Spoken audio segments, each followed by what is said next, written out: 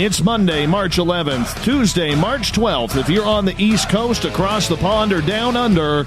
And this, my friends, is Spaced Out Radio. Hope you had a great day and night. I am your host, Dave Scott, broadcasting to you live from the Great White North, on top of the mountains of central British Columbia, right here at SOR headquarters.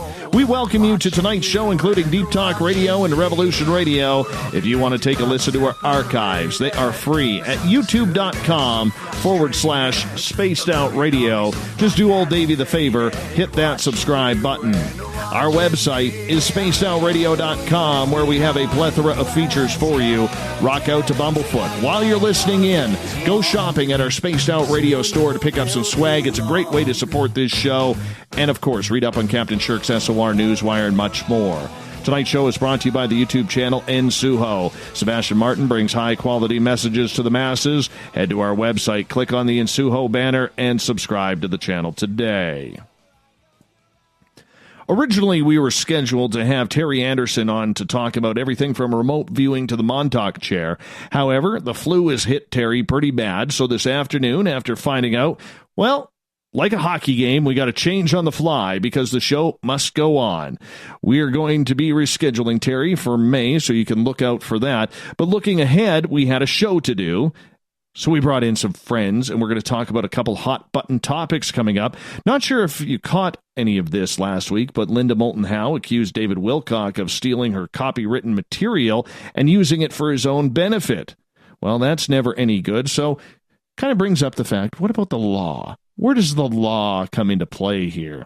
There's others out there in hot water as well, so tonight we're going to take a look at it all as we have an emergency guest panel here. Michael W. Hall, the paranormal lawyer, and from Washington State's UFOI team. Back again from UFO News Network, we have Frank Stalter, Chant Hanna. Then at the bottom of hour number 3, I will be bringing you the SOR Newswire, brought to you by Paranoia Magazine. Michael, Chant, Frank, good to have you on Spaced Out Radio again. Thank you for doing the fill-in tonight and knowing the importance of getting a show done. Really appreciate you taking the time for our audience. Thanks for having me, Dave. My pleasure. Thank you. Now, before we get going, we're glad to have you. Now, Chant, everybody knows about you and Frank. You guys were just on a couple of weekends ago. Couple of Fridays ago, as a matter of fact, back on February 21st. And so everybody will be quite familiar with you. Everybody should be familiar with Michael W. Hall. But, Michael, we're going to start with you on this one. You have one of those unique professions in ufology, that you're not only a UFO researcher, but you are a former judge in Washington State, as well as currently a registered lawyer in the state of Washington as well. How do you go from law to UFOs, Mike? Well, it's not that far of a jump, actually. I'm finding out. I've been involved in helping paranormal and UFO organizations for my whole career, past 30 years at this point. I started out helping Peter Davenport, with the National UFO Reporting Center and just doing corporate, things for him. Helping him get the National UFO Reporting Center entity up to speed, purchase a couple pieces of property, and basically kind of advise him on the whole database thing that he's, amassing of UFO sighting reports. And then, of course, I got into other areas and other individuals, too. Dr. Richard Haynes is a client of mine. He ran the NARCAP organization, which was the pilot reporting agency. Military and civilian pilots didn't have anywhere to report unidentified aerial phenomena. He calls them UAPs. And so their organization did that as well. Gosh, I go all the way back to even before I was a lawyer back in college. I was a member of APRO, Aerial Phenomena Research Organization out of Arizona under Coral and Jim Lawrenson. So I've always been interested in this subject and just happened to go to law school. So I figured, I'm going to meld the two together, which has been kind of fun. And Chant and Frank, you guys have this great show on YouTube, and I'm excited. I'm going to be a guest on with you guys in the next few weeks here called UFO News Network, which is on YouTube. Frank, tell us a little bit about that. Well, we do shows when we can, when we get them booked, when we get a guest who agrees to come on, and we try to focus on quality. That's why we asked you. And it's been a great experience, to tell you the truth. I've enjoyed every show that we've done. The guests have been fantastic. It's a great thing to just be able to hang out your own shingle and ask people to come on, and they're nice enough to do it. And you get them for an hour, hour and a half, sometimes even 2 hours, and you can ask them whatever you want, and they answer. And it's pretty cool. Well, we're going to go to the distance, however long you want to go when we do ours. Well, for you, Dave, we'll go 3 hours. How's that? I'm good with that. If you want to do that, I'd do that for you guys. Absolutely. And Chant, Hannah, recently you put out an article, which can be found on our Facebook group at Spaced Out Radio, about the CIA and some of their little bit of cover-ups. What made you go into that detail? The CIA archives are really fascinating. You actually had to go to a certain state in order to walk in physically and check out the archives, but they have them online now. So you can go ahead and check out 12 million pages worth of CIA documents that range anywhere from CIA worldwide hit squads to double agents to, remote viewing, all kinds of really interesting subject matters you can look up. I would actually go to CIA archives online and just type in any words at all, and see what comes up. That sounds interesting, because I've never done that. You know why I've never done it? I'm too scared, because my own personal paranoia and tinfoil wearing really has me wondering whether or not the minute I type in my, on that website, whether my IP address is all of a sudden going to be flagged for what I do. I just do it at work when I go on it. See, that's the smart thing. There you go. Do it at work. But my town is, live in Philly. You live in Philly, so my town is so small where it would be very easy to track down why someone in the middle of nowhere, British Columbia, is looking up CIA documents. I'd be flagged like that. Flagged like that. It's just absolutely stunning. Michael could do it too, because he's in the Seattle area. You guys could do it. Not me. No little Canadian boy here would be flagged in no time. But one of the reasons why I brought you guys together as a panel tonight, as we continue on here, is because this past weekend I wrote a little blog about about the issues of some of the UFO stuff that we see, and in the paranormal field in general.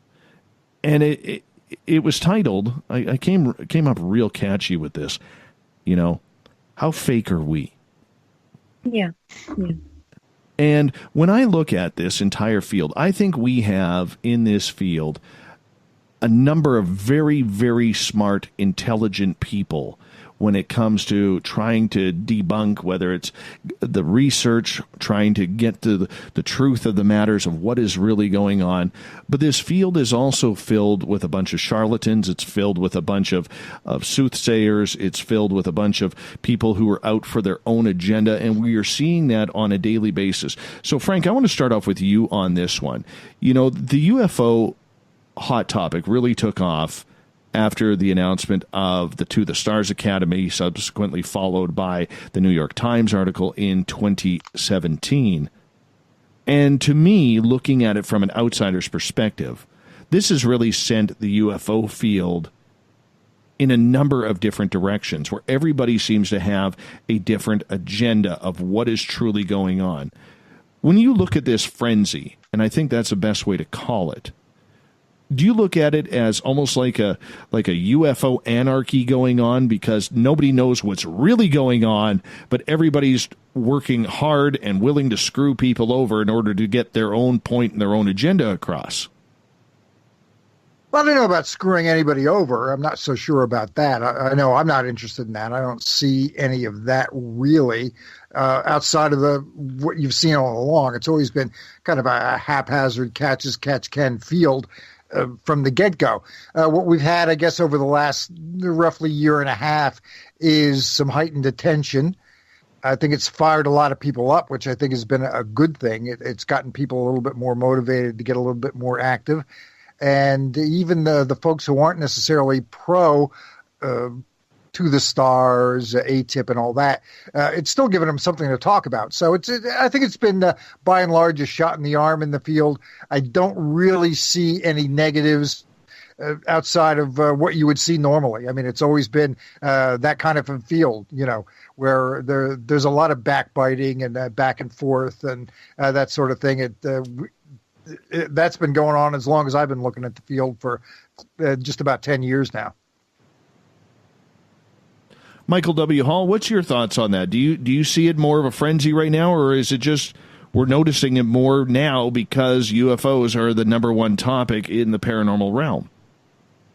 Well, I see a frenzy out there, but I see it as a ufologist responding to like it's almost like when you go chumming for salmon, you throw out all these just nuggets, and all of a sudden the water starts boiling with activity, and that's exactly what's going on right now. I mean, the disclosure, what do you call it, soft disclosure, whatever, is really ramped up, basically. I mean, we've got people that have been in the field for a long time who have told me that they are about as busy as they ever have right now, following up on some of these breadcrumb leads that have been just, thrown out there very recently. So I do see that there's a heightened activity of something going on out there. And along with that, you're going to get the normal, arguing and, territorial kind of thing as well. But there's a whole lot of stuff going on. And if you ever wanted to be in this field or be interested in this field, this is the time to jump in with both feet.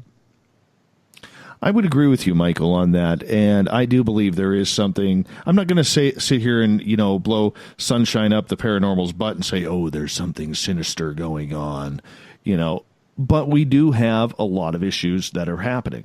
We do have a lot of issues that need to come into question, and a lot of people are now wondering, especially the old school people, whether it's Grant Cameron, Richard Dolan, people like that, Linda Moulton Howe, looking at a lot of these newcomers or people who've been on the scene, say, the last 5-10 years, and now scratching their heads wondering, watching this feeding frenzy of piranhas below them, trying to take that information. Now, Chant, I bring you in here in regards to this entire topic. When you look at it from an outsider's point, we've got Michael on one side, we got Frank on the other. Where do you stand? I'd like to see more arguing and more discussion. I'll give you an example. The AATIP article you were talking about, the glowing auras and black money, that was published on December 16, 2017. I've brought this up numerous times. That was published on a Saturday, and that really didn't give anybody time to actually, the timing of that, the news cycle of that. That didn't really allow anybody to notice it. The public was busy making breakfast and drinking coffee when the article came out. And one of the oldest tricks in the book is to release a story on the weekend or on a Friday after 5 p.m. I don't know if you remember the mortgage crisis. I'm sure you do. But when the government was shutting down banks, they would do articles on that. They would let the news know to publish articles on that. I think it was like after 5 p.m. on a Friday, when people were getting off work and they wouldn't notice something like that. And sometimes these things happen, meaning astounding articles like that, that aren't noticeable enough. They're not prominent enough so that people can start talking about things, bringing more of a cycle of upheaval and discussion. So I really wish they had actually published that on a weekday. Let me jump in here real quick. Yeah, go ahead. Sure. One thing that really took a lot of momentum away from the story is it came out a week before Christmas. Very good point. So if you remember what happened immediately after, in the next press briefing, the presidential press secretary, Huckabee Sanders, was asked about it. And she said, well, I don't know anything about it. I got to get back to you on that. And the press went on vacation. There was one additional shouted question directly at Trump as he was heading off for the holidays, which he ignored. He was asked, what about the UFOs? And then it was the holidays. And when people came back, the mainstream, at least White House press, forgot about it. Mm-hmm. Yeah, that was quite quick. They've been known very, very quickly to drop that topic. I mean, you look when the White House press was interviewing Hillary, about it. Nobody wanted to ask the UFO question, even though John Podesta was egging everybody on and all the reporters on. And then finally, I forget who the gentleman was, he finally piped up into a lot of snickers, and Hillary actually gave a pretty decent answer in regards to UFOs. So, I mean, the topic is out there, but, I mean, it's still quite taboo in that entire scenario. It really is. But in regards to the way things are happening, and they're happening so fast right now, Frank, when you look at the entire aspect of how fast this whole field is going, do any of us really know what is going on right now? Because everything seems so subjective. Well, it seems that there's a lot of waiting. The folks who are really following it closely have been saying, and this starts with Knapp, and it runs through some of the young guns that Grant has coined that expression, describing those folks, that something's going to happen this month, but it might not. You know, that we keep getting those kind of words, and we will see right now. The truth is, the last half of last year, things slowed up pretty well, and we really haven't seen anything new or hot. This year, continued talk about, well, maybe Congress will have an open hearing about it. They're briefing some people behind the scenes, that type of thing. But I'm not really sure where it's going, or if we're ever going to get any an additional big data drop. We haven't had that other shoe drop since that. Some socks have dropped. Let's put it that way, since December 17th or whenever it was. But we haven't had that second shoe drop with something really overpowering, really compelling. Why do you think that is, Frank? Why do you think we haven't had that compelling piece of information? And we're almost coming up to a year since the To the Stars Academy even dropped their last video. Yeah.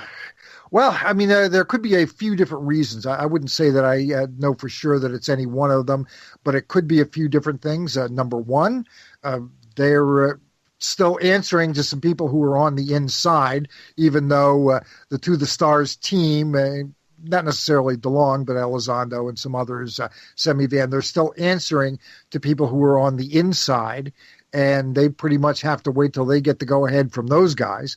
That's one school of thought. Another school of thought is that they don't really have that much more. That's another possibility. Another possibility might be they're waiting to basically get their own ducks in a row. That I think we discussed this when I was on last time. If I had some hot information, I would definitely. Yeah, and we've talked about this too. You talked about controlling the narrative, and yeah, I mean, if I had a really hot scoop, I wouldn't dump it on your show. I'd dump it on my own show. You know, so there's a few different things that could be going on, but ultimately the proof is in the pudding. We'll have to see if and when they come out with something additional that gives us a little bit more information. I am really trying hard to stay away from the controlling the narrative topic tonight. Just trying very hard. You're doing great. We're so proud of you. You're doing fantastic. Well, when I had all the young guns come at me on Twitter at one time there about it, saying I was wrong, boy, did I get vindication last week when Diana Pasulka was on the air with us saying, no, Dave, I agree with you. I agreed with you, Dave. I know you did. I know you did. I know, but for the other people who were criticizing me on Twitter, which, by the way, I'm very proud to say I officially have my first Twitter troll now. I'm very excited about that. Yeah. Yay! Congratulations, Dave. Join the club. Hey, finally. It only took almost 5 years, but I finally got one. I'm pretty happy about that. But nonetheless, when it comes to what we are seeing, Chant, in everything that is going on, and we only got about 3.5 minutes here before we go to break, so you'll maybe get the final word on this. Do you believe then that with everything that we have seen in the last year, this slowdown was inevitable, or do you believe that this is the calm before the storm, and hopefully something happens and gets dropped at the end of this month? Well, it's not like ufology is not like science or entertainment, where every single day you're going to see a news cycle going, 24/7. Tom DeLong, an example, on his page on Facebook, the latest news he has, it's not really anything. You know what it is? It's about the article we were just talking about, December 16th, 2017, touting that that's the most amazing thing he has to talk about, in recent times. I think that you're right. It is inevitable. We're going to have some downtimes. That's just happening right now. But I'm pretty sure regarding exotic materials, we might see some news regarding that this year. What do you think, Michael? Yeah, I think that's what everybody's waiting for, that shoe to drop, As Frank was mentioning, the idea that they've said they're about ready to give out some kind of a report on the metamaterials that, that has been supposedly looked over and analyzed, by the scientists down there at ATIP. So I'm hoping that will happen. But I heard from Grant Cameron recently that they've kind of punted on that one for the time being. So I don't know what they're waiting for. Well, the wait is killing us all. Unless they're really enjoying all the speculation they are causing within the field of ufology, Mike. No, they basically are dancing at this point. They're trying to keep people's interest. They're still trying to raise the money, to build these craft that they want to build, which is kind of funny in itself, But they're just basically kind of killing time here until someone finally gives the green light on some of this stuff. And I think that's about to happen. I just get the feeling that the ufologists in the field are being primed by outside sources to actually get something going here very shortly. What do you think will be happening there when you say very shortly? Well, I'm thinking that if Richard Dolan has been given, or at least seen the same smoking gun 15-page transcript that Grant Cameron is going to release soon, in the next few weeks, by the way, and if Linda Moulton Howe constantly has new things thrown her way, I see that. That's kind of awesome. There are just so many things that seem to be trickling out that it almost as if there's a dam that's kind of about ready to break all at once. That's what it feels like anyway. Well, we will soon see. I'm going to get you guys to hold on here because we are going to go to break at the bottom of the hour. Tonight's show, we're going all UFOs, all news, all law in regards to it. So if you have any questions in the chat rooms or on Twitter, make sure you put your questions in capital letters, so that way I do not miss them. We will take your questions starting in hour number 2 from UFO News Network, Frank Stalter, Chant Hanna, and from UFO I-Team, the Paranormal Lawyer, Michael W. Hall. We'll be back with the second half hour of Spaced Out Radio right after this.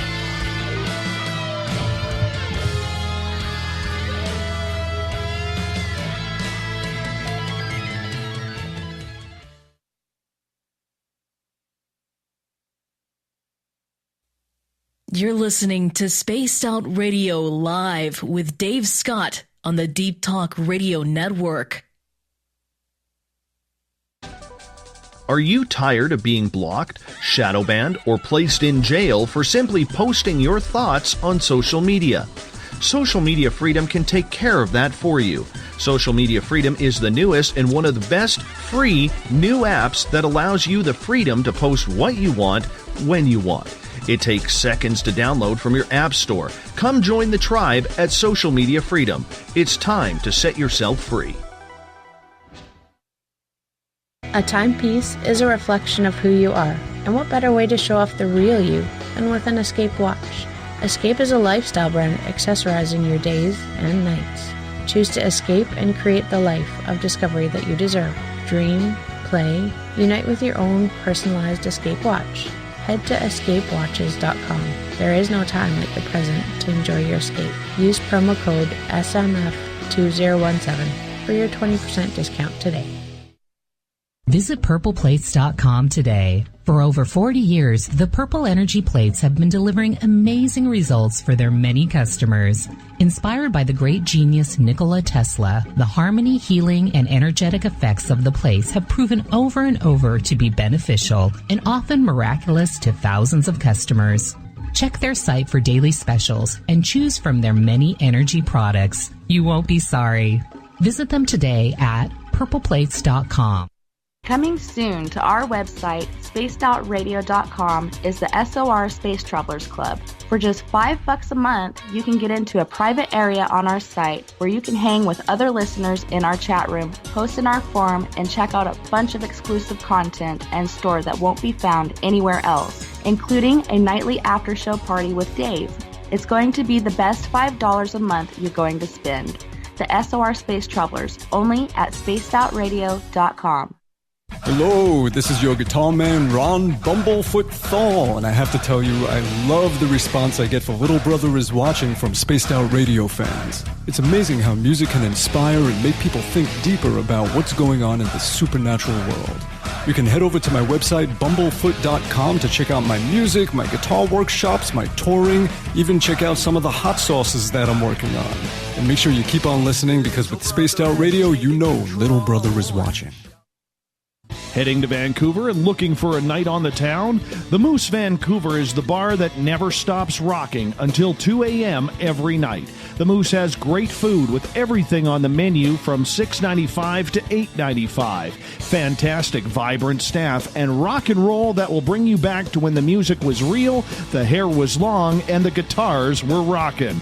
Get your party on at the Moose Vancouver, the official party bar of Spaced Out Radio. Did you know Spaced Out Radio runs 7 days a week? Hi there, this is Tessa Nicole Thomas, and I'm here to take you on a paranormal journey each Saturday and Sunday night. Why change the station when you have it all right here? Together, we'll hang out and share some strange and scary stories. And don't forget, we have Psychic Sundays as well, so come tune in Spaced Out Weekend. We get going at 9 p.m. Pacific, midnight Eastern, only at spacedoutradio.com, where we own the night. So, you love talk radio? Then you'll love TalkStreamLive.com. TalkStream Live is always on, 24/7, with the best streaming talk shows. Find your favorite talkers and discover some new ones. It's free, readily available online or on mobile with any smartphone or tablet. Finding your favorite talk shows all in one place has gotten a whole lot easier. Just go to TalkStreamLive.com. Be sure to download the free apps from Google Play or the iTunes App Store. We're bringing scientific thought to the paranormal. Hi there, this is Spaced Out Radio scientist Chris Cogswell. Join me, Chris Zuger, and Dave Scott the second Wednesday of every month, where we break down the who from the woo when it comes to everything paranormal. We'll investigate and try to bring sensible answers to those straight and sometimes outlandish questions people have. Hey, not everything is an answer, but we'll do our best. Listen in to Reality Paranormal only on Spaced Out Radio.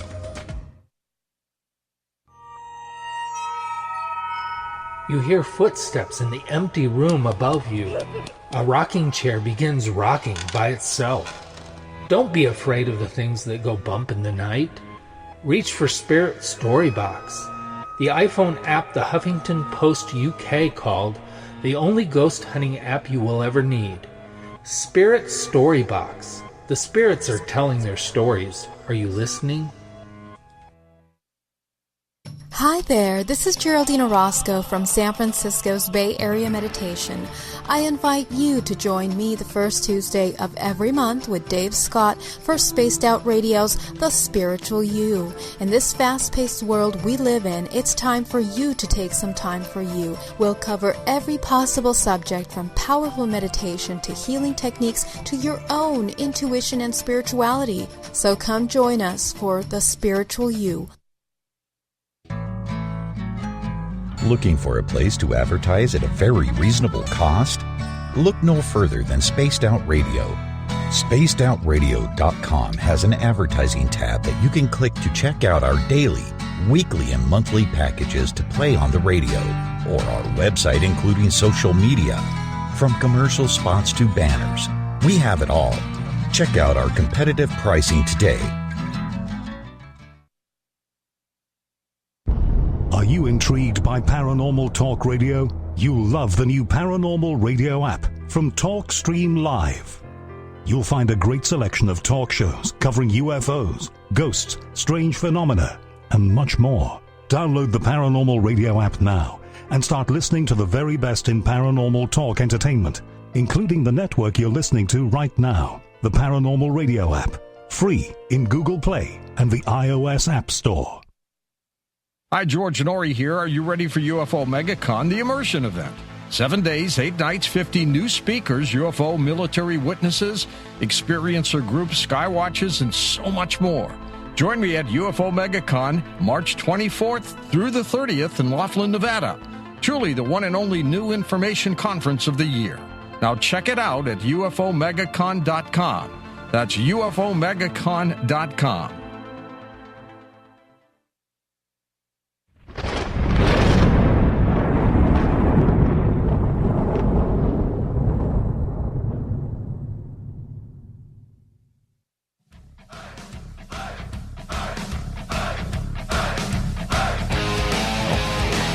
Welcome back to the second half hour of Spaced Out Radio tonight. I am your host, Dave Scott, sitting in the captain's chair of SOR headquarters.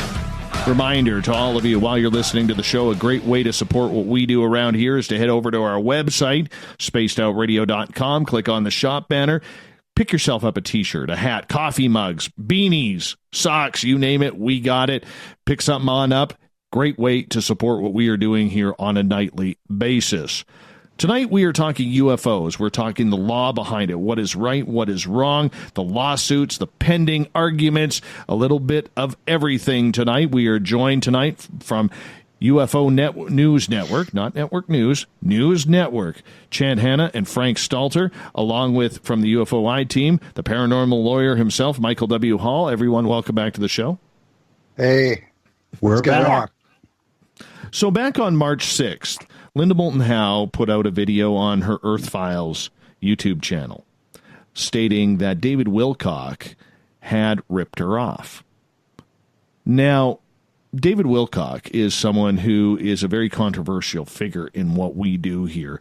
Recently, he made news earlier this year with a big blow-up when he quit Gaia Television and threw around a bunch of cursory words around his very nasty parting there.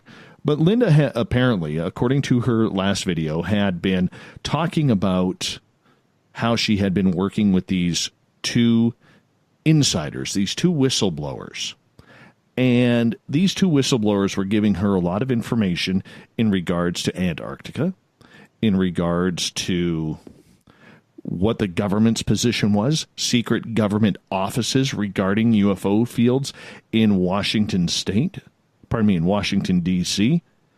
And this is very, very big news. She worked hard on this. She copywrote all of her information. She also got pictures from one of the whistleblowers that he had drawn about what he had come in contact with. And Wilcock, while Linda was on the West Coast attending a conference that Michael Hall happened to be at, went on his own YouTube channel, used everything of Howe's, and used it as his own information, including the pictures that Howe was given by one of the whistleblowers, without giving any credit to the source. Michael W. Hall, we're starting to see a lot of this in the field of ufology. Not much, but it's starting to peak up a little bit. How dangerous is this for people to start stealing, allegedly, other people's information, claiming it as their own? I mean, it is a form of plagiarism, obviously.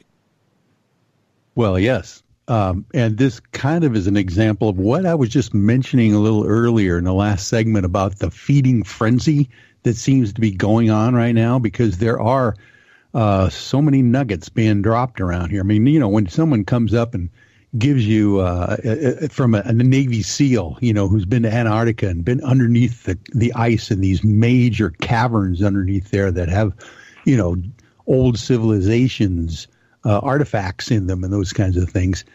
This kind of stuff is being dropped all over the place. And of course, Linda Howe is on the cutting edge of that with her two whistleblowers there.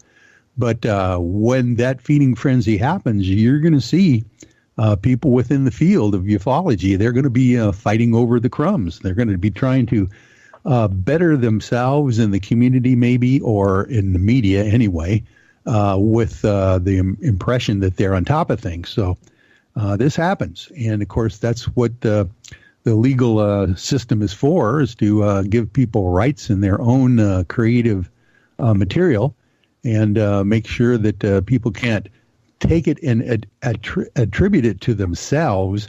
We were talking about, Frank and Chant about the whole idea of fair use. And, there's certain things that you can do that as long as you follow the parameters of fair use and not make money off of someone else's material, basically. Well, and that's what happened there. And as of the 6th, Linda Moulton Howe had filed a copyright infringement claim with YouTube. YouTube agreed and took down David Wilcock's video on this. But Frank, to follow up with what Michael said, is this going to be one of those norms that we now see that we need to try and follow inside the field of ufology? It's been a norm for a long time. I've had articles from my website completely ripped off, taken word for word. A lot of them aren't U.S. based, so there really isn't too much you can do about that with a website. But it's part of the game. Any copyright holder is going to be able to tell you that. Any trademark holder is going to be able to tell you that. Go to any concert, and there are legitimate paraphernalia, T-shirts that you can buy, and there are also people who are selling cheaper versions out on the margins that where the band doesn't get anything. So it's sort of part of the game. If you're going to jump in and you've got intellectual property, you've got to deal with it. I haven't seen the original Wilcock video, so I'm not really sure. I'm looking at Linda's video at the moment, and it seems that a lot of people are saying, yeah, I came here to see this video because of David. He did mention you, so on and so forth. It really just depends on how much and how Wilcock used the material.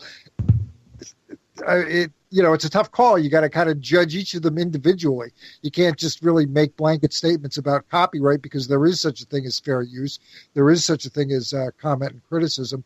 It's really tough to make the call on this, whether Wilcock went over the line or not, without seeing Wilcock's original material. And apparently that's been taken down, so I'll never be able to look at it to see whether her complaint is legit or not. I would tend to think that it is, just because she's got a journalism background and at least should understand all those concepts and all those protections for people who, want to make a fair comment and criticism, want to even highlight somebody else's work and say, hey, here's a little sample of it. It's really good. Go check it out. That type of thing. There are reasons that those exceptions exist under the law. Nobody wants to see just flagrant copyright violations, outright theft of intellectual property.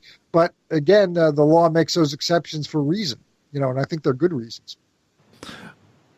Well, you have to do the follow-up, and that's what it's talking about. So if you have something exclusive and you break a story, like George Knapp has always broken a bunch of stories in this field. I mean, let's face it. Right. There are other outlets that are going to do follow-ups on their own investigation in order to try and play catch-up. And that's just natural. That's just natural with the course in any type of medium. However, if he was not giving credit and using exclusive, for instance, those photos, that's where it kind of draws the line.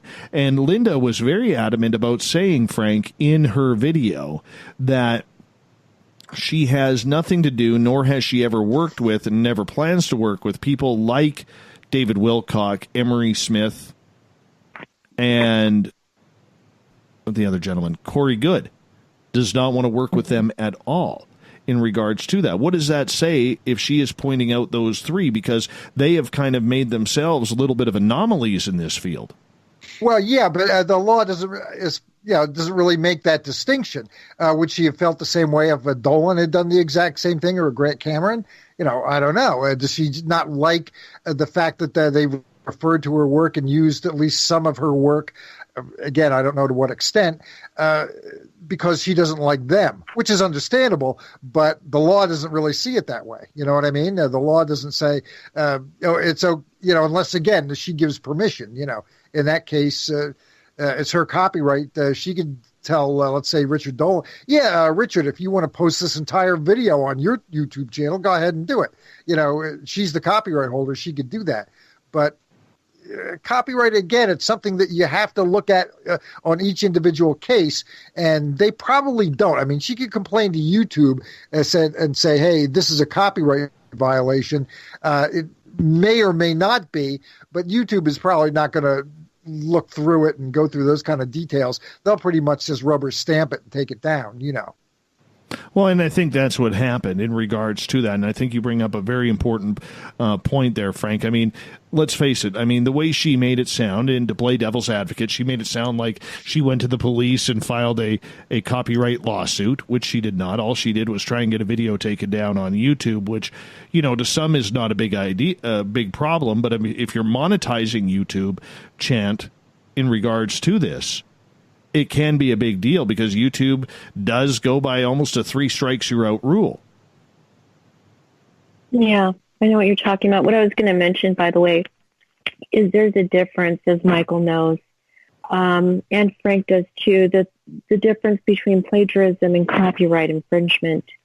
Not every moment of plagiarism that happens has to do with copyright infringement, and vice versa. Plagiarism is a moral and ethical issue. Copyright infringement, that can be a real messy legal issue for people. You know, I own many Facebook groups, and I'm also the admin of many Facebook groups.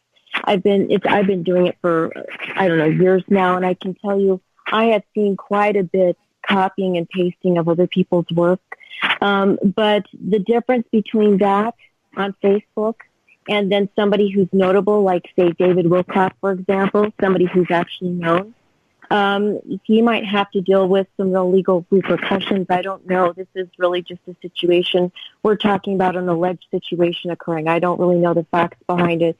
But there's millions of people on Facebook or other social media platforms that copy other people's work on a regular, and they get away with it because it's kind of semi-anonymous while it's happening. But somebody as well known as him, it's not so easy to get away with. And I certainly hope that that's not really the case regarding what happened. The other thing I wanted to mention is, why not give somebody credit for what they've done?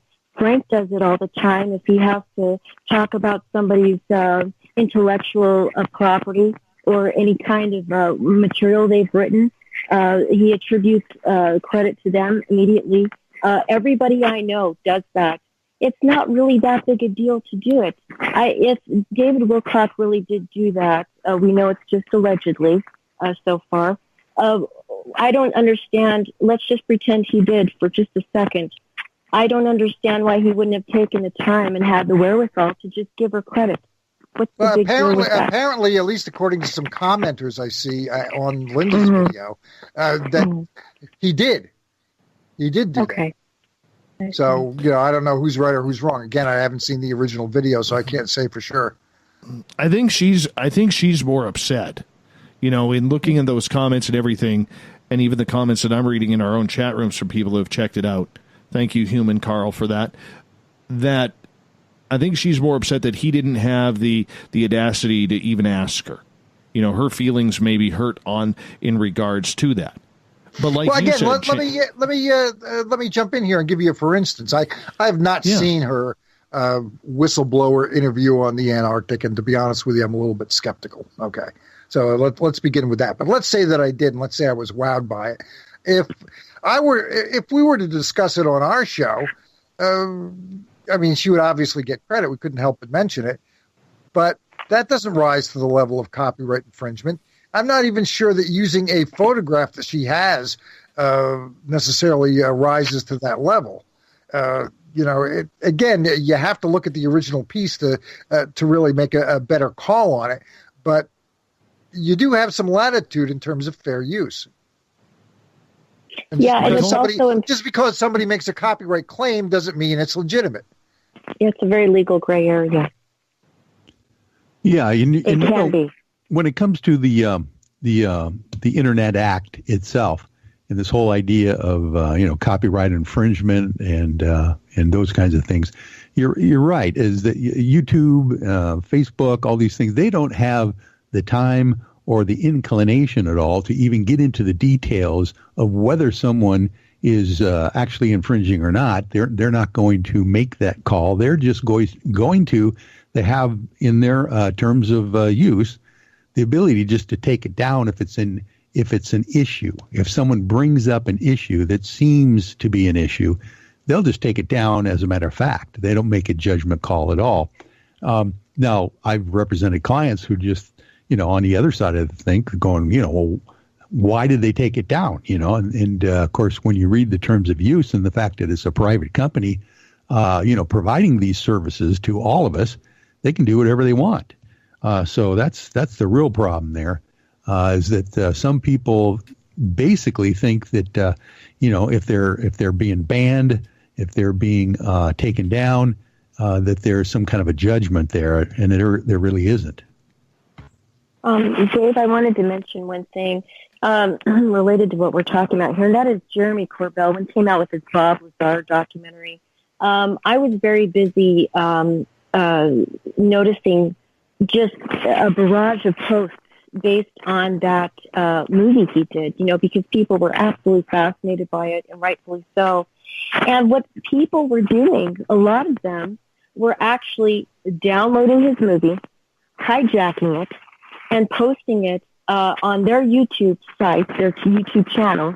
And I saw one guy who was actually a group owner, I won't mention who he is, and he had 118,000 hits of people viewing that hijacked video that he did, stole from Jeremy Corbell. And, there's got to be some kind of moral and ethical standard we all need to go by. Michael's right.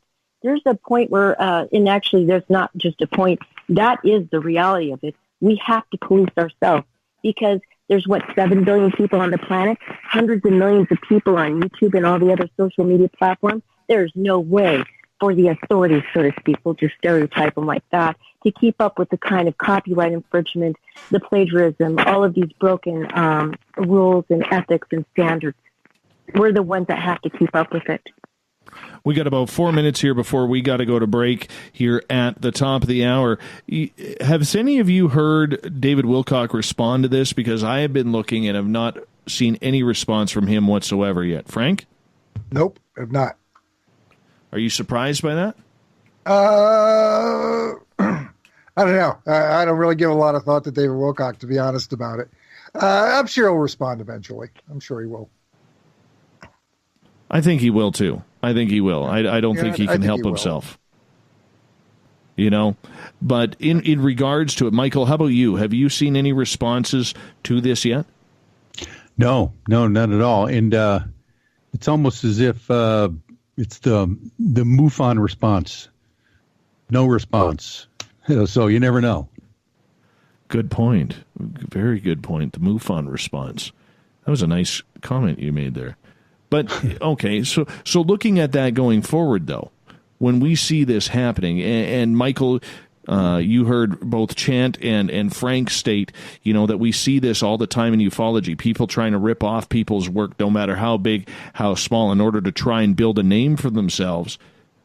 Is it because the field is so weak when it comes to being lawless, number one? Number two, there's no real strong media presence calling out this type of information or calling out this type of shenanigans.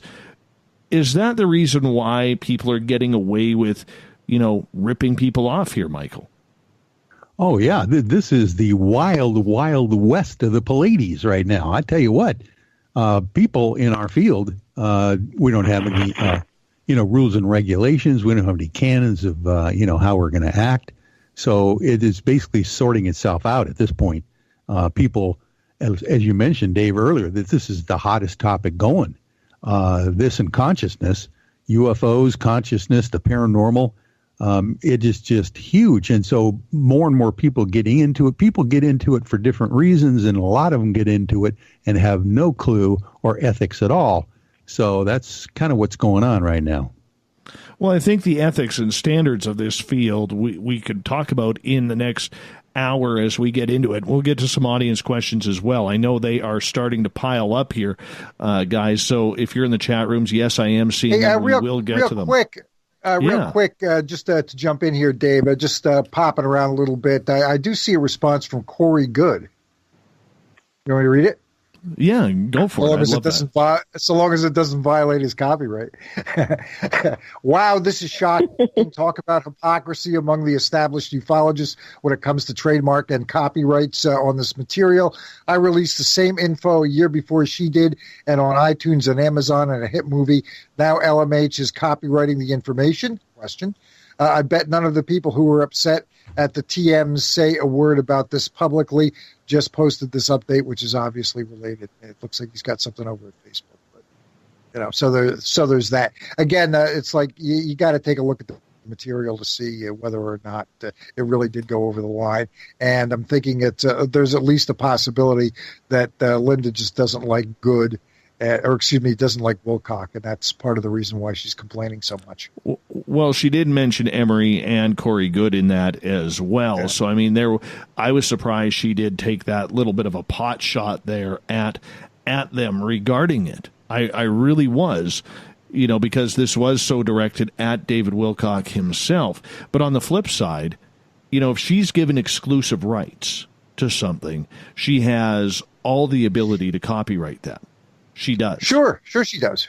Sure she does. And so of course for that statement with Corey, as we only got about 30 seconds here, with that statement with Corey saying that she has a right to copyright it, well, of course she does. That's her exclusive right on the story.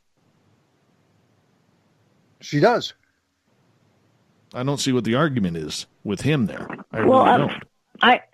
I just a random thing. I have a person who made a comment on my timeline privately to let me know that they watched the video, Linda Moulton Howell's video, and this person said Wilcock did give credit and even went on to ask Linda to join forces with him.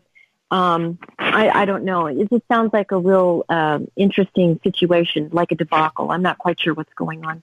I'd like to have some real information. And I'm going to get you guys to hold on. Well, of course he wants a little piece of what she has worked on. That's how he gets his name involved. Kind of shady, if you ask me. But that's my opinion. Chant Hanna, Frank Stalter, Michael W. Hall. We're here for a UFO Law Roundtable. Hour number 2 of Spaced Out Radio coming up right after this.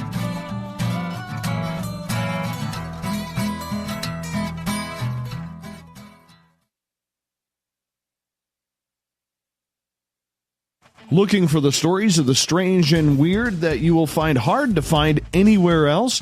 Check out the SOR Newswire on our website. Our writers, led by Captain Shirk, are scouring the world for the oddest and most bizarre stories we can find.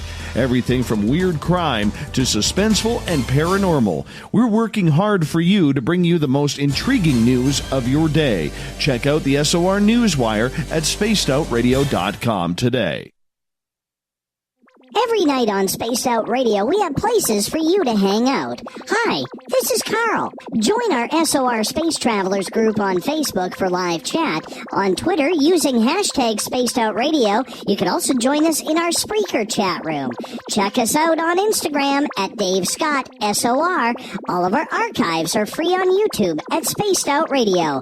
By the way, I'll be watching you at your window until you do. Bye! You're listening to Spaced Out Radio Live with Dave Scott on the Deep Talk Radio Network. You know, it's hard being the bad man of ufology, but that's just the way that I like it. This is Chris George Zuger, and I'll be hanging out with Dave Scott and SOR scientist Chris Cogswell for Reality Paranormal, the second Wednesday of every month. And our job is to break it down and come to conclusions as to what is really going on in the supernatural world. I'd love for you to join us right here on Spaced Out Radio. Hey, this is Canadian Paranormal Investigator Mike Moore. The third Wednesday of every month, I'll be teaming up with Dave Scott to bring you Ghosts of the Great White North. Each month, we will bring on guests from across Canada to discuss their ghostly encounters. Canada is a paranormal hotbed with stories you've never heard, so we're going to bring them to you. So get comfy on your Chesterfield, grab a donut, and join us, eh? We are getting ready to relaunch the SOR Space Travelers Club at spacedoutradio.com. For $5 a month, you can join us for a plethora of features found nowhere else. Hang out in a private chat room during the show and after party. You can check out some exclusive content and a store specifically for you, as well as a private listener forum where you can post your thoughts, stories, and pictures. The SOR Space Travelers Club, coming soon to spacedoutradio.com. Get your horns up with me on Spaced Out Radio. This is Ron Bumblefoot Thal. Come tune in to SOR where you can hear me rock out with Little Brother Is Watching, the official theme song of Spaced Out Radio. And then come on over to bumblefoot.com where you can find out about my tour schedule, my music, and everything else. Bumblefoot.com keeps you up to date on what I'm doing and the best way to stay in touch with my music and music camps. Sign up for my newsletter at bumblefoot.com and remember, Little Brother Is Watching. You hear footsteps in the empty room above you. A rocking chair begins rocking by itself. Don't be afraid of the things that go bump in the night. Reach for Spirit Storybox, the iPhone app the Huffington Post UK called the only ghost hunting app you will ever need. Spirit Storybox. The spirits are telling their stories. Are you listening? The Call of the Wild is in Vancouver. The Moose Vancouver is one of the hottest bars and restaurants in the city. Open until 2 a.m. nightly, the Moose will rock you like a hurricane all night long. Great food with everything on the menu at $6.95 near the corner of Nelson and Granville. Get your horns up and come rock with us. The Moose Vancouver, the official rocking bar of Spaced Out Radio. The freedom to post what you want, when you want. That's the social media freedom you need. Social Media Freedom is the free app in your app store. No need to worry about going to jail or being shadow banned any longer. It's the freedom to say what you feel. The freedom to know Big Brother isn't watching. It's the way social media is supposed to be. Social Media Freedom. It's time to set yourself free. Download from your app store today. Find your escape where time has no limits. It's about living today and cherishing the heritage of yesterday. A spirit of adventure for what is new, with the nostalgia of the past. Your timepiece is a reflection of who you are. Life surrounded by beauty from the world around us to the soul within. EscapeWatches.com. There is no time like the present to enjoy your escape. Use promo code SMF2017 for your 20% discount today. So, you love talk radio? Then you'll love TalkStreamLive.com. TalkStream Live is always on, 24/7 with the best streaming talk shows. Find your favorite talkers and discover some new ones. It's free, readily available online or on mobile with any smartphone or tablet. Finding your favorite talk shows all in one place has gotten a whole lot easier. Just go to TalkStreamLive.com. Be sure to download the free apps from Google Play or the iTunes App Store. Hi, George Norrie here. Are you ready for UFO MegaCon, the immersion event? 7 days, 8 nights, 50 new speakers, UFO military witnesses, experiencer groups, skywatches, and so much more. Join me at UFO MegaCon, March 24th through the 30th in Laughlin, Nevada. Truly the one and only new information conference of the year. Now check it out at UFOMegaCon.com. That's UFOMegaCon.com.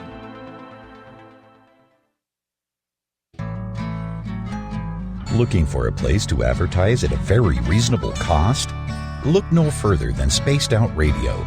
SpacedOutRadio.com has an advertising tab that you can click to check out our daily, weekly, and monthly packages to play on the radio, or our website including social media.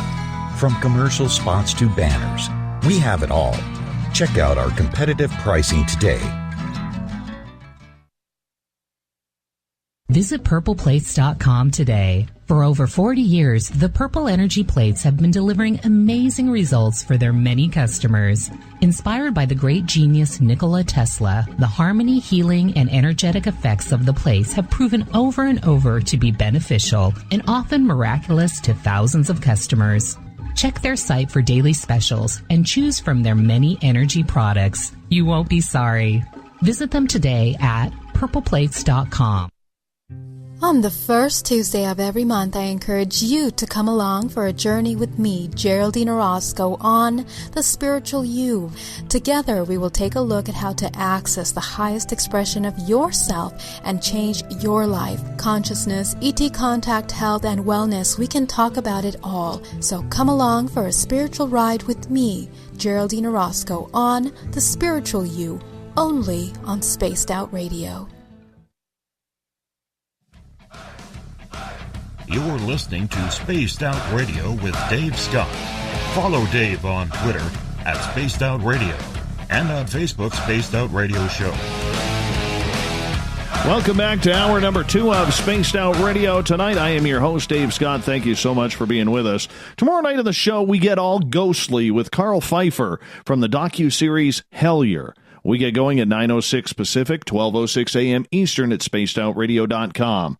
Hi to everyone listening in on our terrestrial affiliates, KDUN, AM 1030 in Reedsport, Oregon, KZFX 93.7 FM in Ridgecrest, California, WQEE 99.1 FM in Noonan, Georgia, UPRN 107.7 FM in New Orleans. And on the digital side, Revolution Radio and Deep Talk Radio, good to have you all with us. Don't forget, you can also check out all of our archives for free at youtube.com/Spaced Out Radio. Just do old Davey the favor, hit that subscribe button. The Desert Clam has set the password for tonight in the SOR Space Travelers Club. I don't know what this is, Jeff. Cacoethes. Is that what it is? Cacoeths?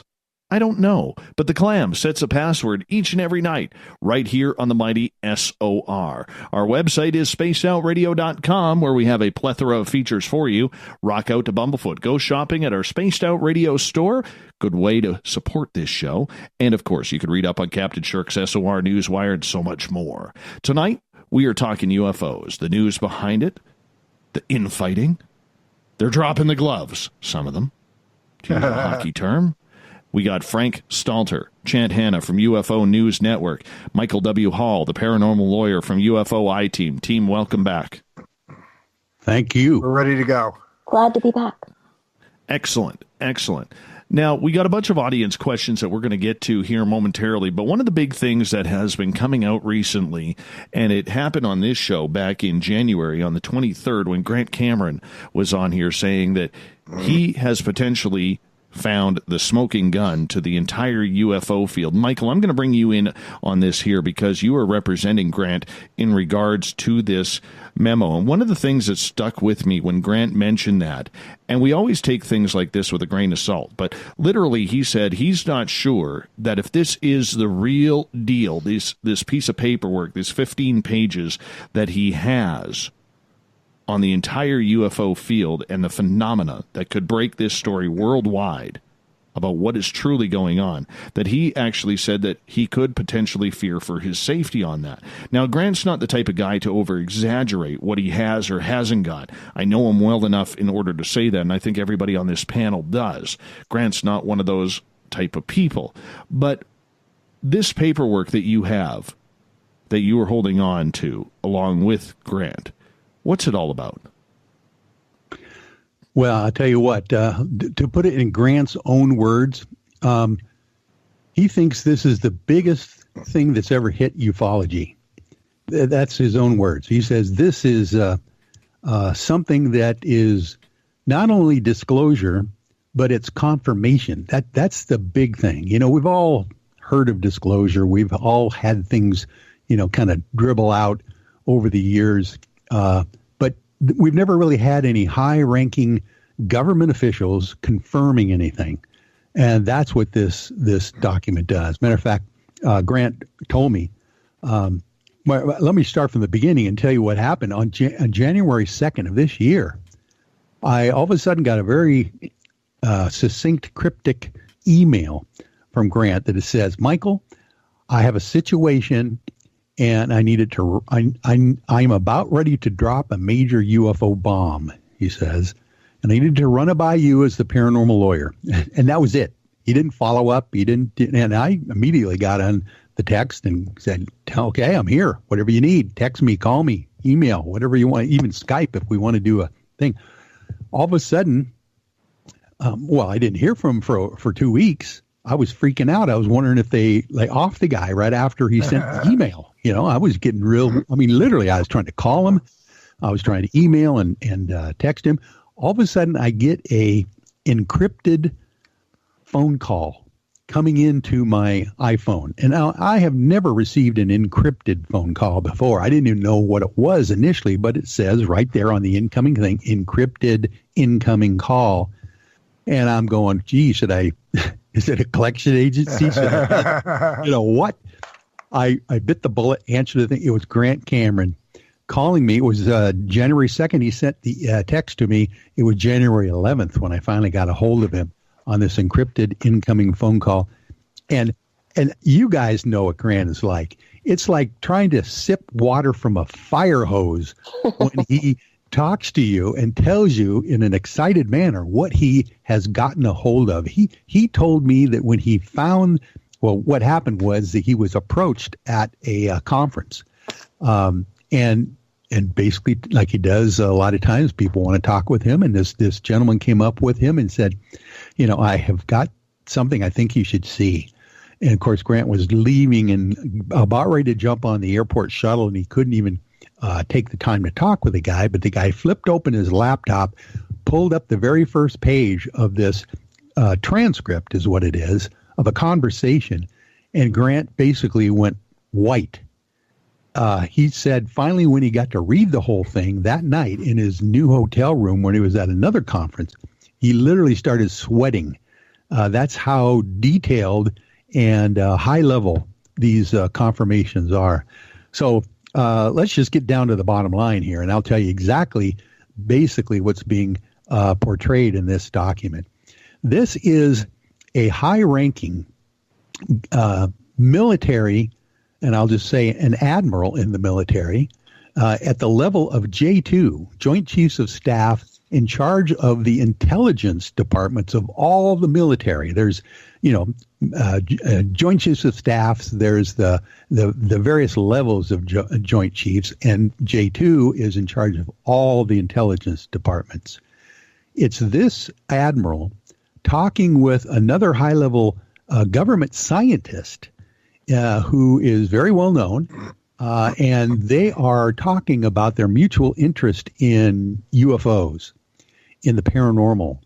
And this is a clandestine meeting that they're both having inside the general's staff car.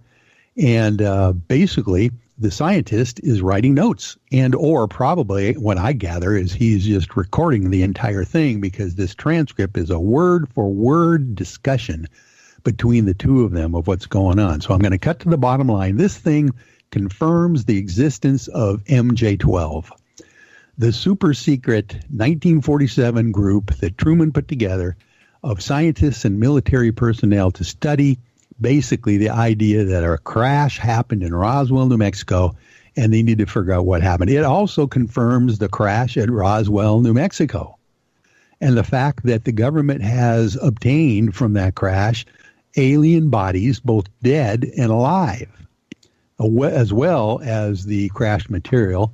It confirms the existence of the government's ongoing crash retrieval program that has been going along. We've heard about these stories where they cordon off an area, you can't even get in. It's been, Kecksburg, been, Stevensville, all sorts of, Aztec, all the various crash retrieval programs are confirmed in this document, as well as the reverse engineering programs that the government is doing with military, but actually they're civilian subcontractors working for the U.S. government in high levels trying to reverse engineer these craft. Now, here's the kicker. There's one last thing I'm going to disclose out of this memo. It's just, right there, black and white. This is one of the things that was not mentioned in the Richard Dolan, Jimmy Church interview, was the fact that they actually have a craft, a working saucer that can travel through interstellar space, of course, and through our atmosphere, as well as underwater, just as well as it can go through our atmosphere. And get this, the kicker is it can travel through dimensions. They say this in this memo, and these are high-ranking government officials talking about this. They're also naming other government officials that are involved in this program here. The bottom line was at this whole thing that the high-ranking admiral, the J2 position, was actually frozen out of a subcontractor who was reverse engineering UFO crashed metamaterials because they told him that the admiral didn't have the need to know. And this admiral was just mad as hell at that point and really needed to get in to see what was going on. Here's the kicker. He went to his buddies at the Pentagon. He obviously has statutory authority over all of these black budget programs, no matter what they are. And he basically went laterally to some of his friends because he's basically up above pretty much everyone and said, what's going on here? They won't allow me to have access to this. And he was told to stand down. He was told if he didn't stand down, he's going to lose some stars and maybe his pension. So that's, in a nutshell, what we're talking about here. Can I ask you real quick, Michael, what the time frame is? What year did this conversation take place? Yeah. Okay. This is, it's not a historical document. It's not like old. This is in the, I'm not going to peg the year, but I'm going to say right after the turn of the century here, the 21st century. So this is, okay. 2000s area. Okay. Yeah. And the people, by the way, that are involved in this memo are still alive. Retired, at least one of them is, but still alive. So it's going to be very interesting. By the way, if people have not listened to Dave Scott's interview with Grant Cameron on January 24th on Spaced Out Radio, that's a good primer. But then also check out Jimmy Church's interview with Richard Doland on January 19th of last year, 2018, because that is Richard Dolan's recollection of the same memo, the same transcript that he saw, was allowed to look at, but could not take a photo of it, could not take any notes or anything. But from his recollection, he points out some of the other points that are corroborated with Grant Cameron's more detailed document. But it seems to be a real document. Now Grant is, and even Richard Dolan mentioned this in the Jimmy Church interview, that, there has been programs out there where you leak these kinds of things. And then, of course, you find out later these things are not, the veracity of these things is not proven. But I tell you what, the fact that Dr. Stephen Greer is involved in getting some of the same information, Richard Dolan is involved, Grant Cameron is involved. There is lots of other folks, including, by the way, the young guns out there that we were mentioning earlier in the show on Twitter. These guys have drilled down and found out some of the major issues that needed to be determined and vetted as well. So I think enough people know about this specific memo transcript that the veracity of the thing is going to be very interesting to prove. And I'm hoping, I know Grant is that I'm hoping that this is the first major domino that just kind of tips over and knocks the rest of them, where Grant says, you know what, if people in ufology came forth now with what they know and forgot about, the whole idea that they're going to burn any bridges, just put what they know on the table, disclosure would be over. Because there's lots of people out there that know what's going on, but they just not really have the impetus yet to share it with everyone. So this is kind of Grant's shot across the bow for ufology. Michael, I have a question real quick. Retired nuclear physicist Stanton Friedman, who's considered one of the world's leading experts on MJ12. Yes. And first became aware of them from William Moore and Jamie Shandera in 1984. He's given credibility to some of those documents, not all of them. Has he been privy to any of this information? Stanton Friedman? Mm-hmm. Yeah, I don't know that. Stanton kind of is, he's not retired. Well, he is retired. That's what he says. Yes, nuclear physicist. And I haven't seen him on the circuit for conferences lately and stuff. I know he and Grant get along and talk, so I don't know if Grant has made that move with him or not. And I'll tell you what, this would be a great conversation to hear. Grant Cameron. I'd like to sit on that. Oh, yeah. After this thing is broken, I can't imagine that. Well, Stanton Friedman has got to come out of retirement for a short period of time at least, because I'll tell you what, he is going to be glowing, I believe, when he gets this memo and realizes that there are high-ranking government officials that are confirming what he already knew and broke so many years ago in the 80s. From Bill Moore and those kinds of things. So, matter of fact, Bill Moore himself, I mean, my gosh, this was the guy who basically said, I've been had, I'm quitting ufology, I'm getting out of the field and all that kind of stuff. What's that going to do for his overall reputation now to find out that this guy was correct, among other things? What makes Grant so confident that this paperwork, and you've only shared snippets of it, you're leaving the rest for Grant to do it, but what makes Grant so confident that this could be the real deal? Because we've heard this all before, Michael. Yeah. I've heard him say the idea that he's 99% sure that this thing is true and correct. And I believe, Grant Cameron is one of the more analytical thinkers in ufology.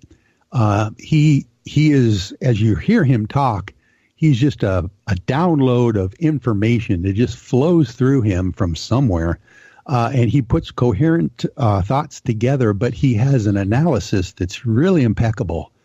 And since he's been in the field for so long, since 1975, when Charlie Red Star was, sighted in his neck of the woods up there in Canada, and just threw him into a tizzy trying to figure out what the heck is going on here. There's got to be someone who knows what is happening. He's been in so long. He's been around the block. He's, seen people come and go. And I would trust his judgment here in this regard, just because he literally, along with myself from January 2nd and beyond, we spent probably 3 weeks back and forth just encrypted emails and phone calls trying to figure out what do you do? Matter of fact, he mentions this, if indeed we all, each one of us, is in possession, gets the smoking gun, the artifact, the thing that proves the existence of UFOs or aliens visiting the planet, what do you actually do with it? And how do you disclose it in the best way you possibly can, so it's not squashed or ignored or, swept under the rug? So that's what he's been dealing with for the last month and a half, 2 months now.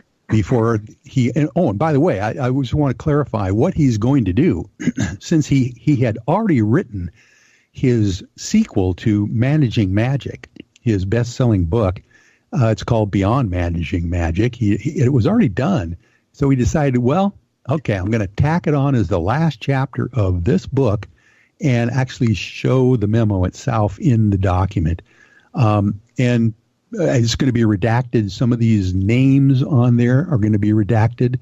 But people know who these names are, including these young guns and Richard Dolan and Dr. Stephen Greer. Grant believes that they're going to corroborate who these people are immediately as soon as it's released. I just wanted to mention one thing. Grant is a very serious researcher, and he doesn't make baseless claims. Frank and I know him. A little bit of history regarding the young guns, just a minor thing I wanted to mention, the origin of that term. Frank had a show. Grant and I were on it. and a few other people. Maybe Frank can mention who they are.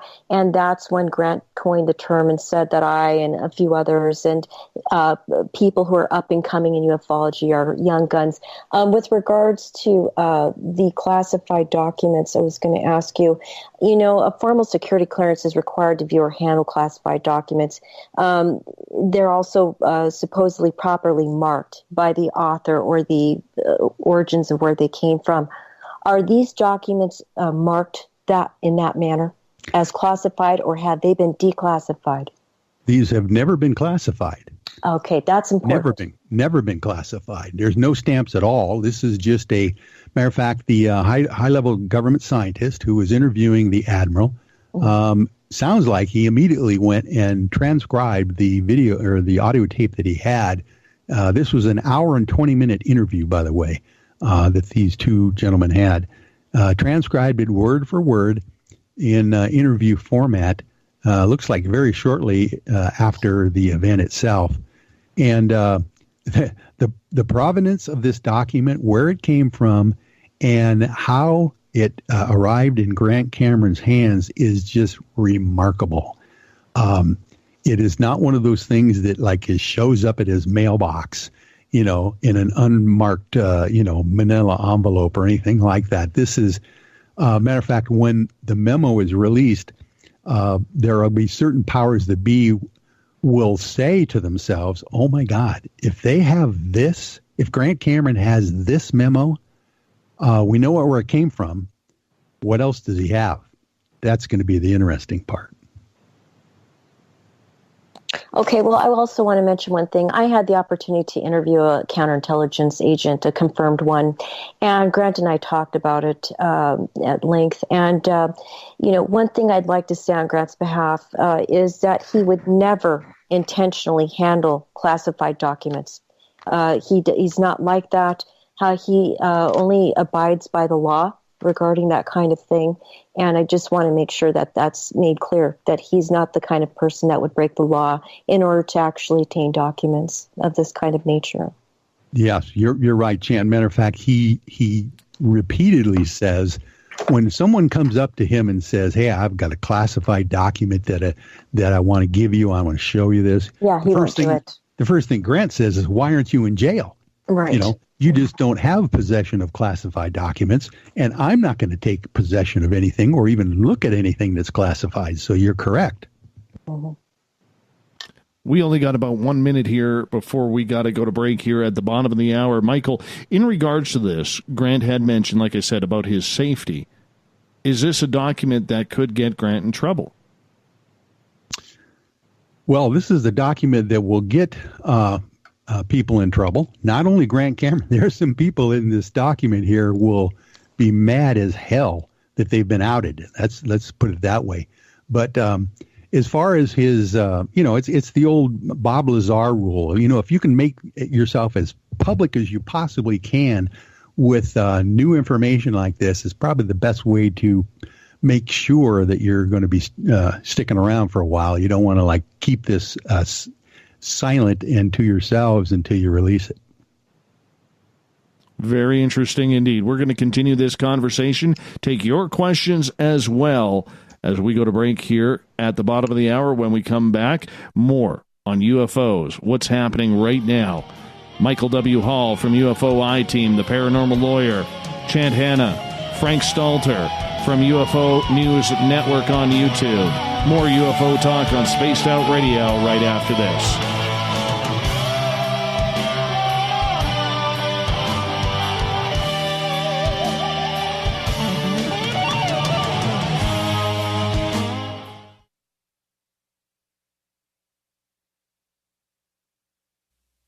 You're listening to Spaced Out Radio Live with Dave Scott on the Deep Talk Radio Network.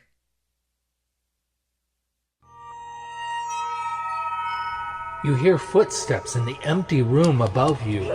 A rocking chair begins rocking by itself. Don't be afraid of the things that go bump in the night. Reach for Spirit Storybox, the iPhone app the Huffington Post UK called the only ghost hunting app you will ever need. Spirit Storybox. The spirits are telling their stories Are you listening? Are you tired of being blocked, shadow banned, or placed in jail for simply posting your thoughts on social media? Social Media Freedom can take care of that for you. Social Media Freedom is the newest and one of the best free new apps that allows you the freedom to post what you want, when you want. It takes seconds to download from your app store. Come join the tribe at Social Media Freedom. It's time to set yourself free. A timepiece is a reflection of who you are, and what better way to show off the real you than with an Escape watch? Escape is a lifestyle brand accessorizing your days and nights. Choose to escape and create the life of discovery that you deserve. Dream, play, unite with your own personalized Escape watch. Head to escapewatches.com. There is no time like the present to enjoy your escape. Use promo code SMF2017 for your 20% discount today. Hi, George Norrie here. Are you ready for UFO MegaCon, the immersion event? 7 days, 8 nights, 50 new speakers, UFO military witnesses, experiencer groups, skywatches, and so much more. Join me at UFO MegaCon, March 24th through the 30th in Laughlin, Nevada. Truly the one and only new information conference of the year. Now check it out at UFOMegaCon.com. That's UFOMegaCon.com. Heading to Vancouver and looking for a night on the town?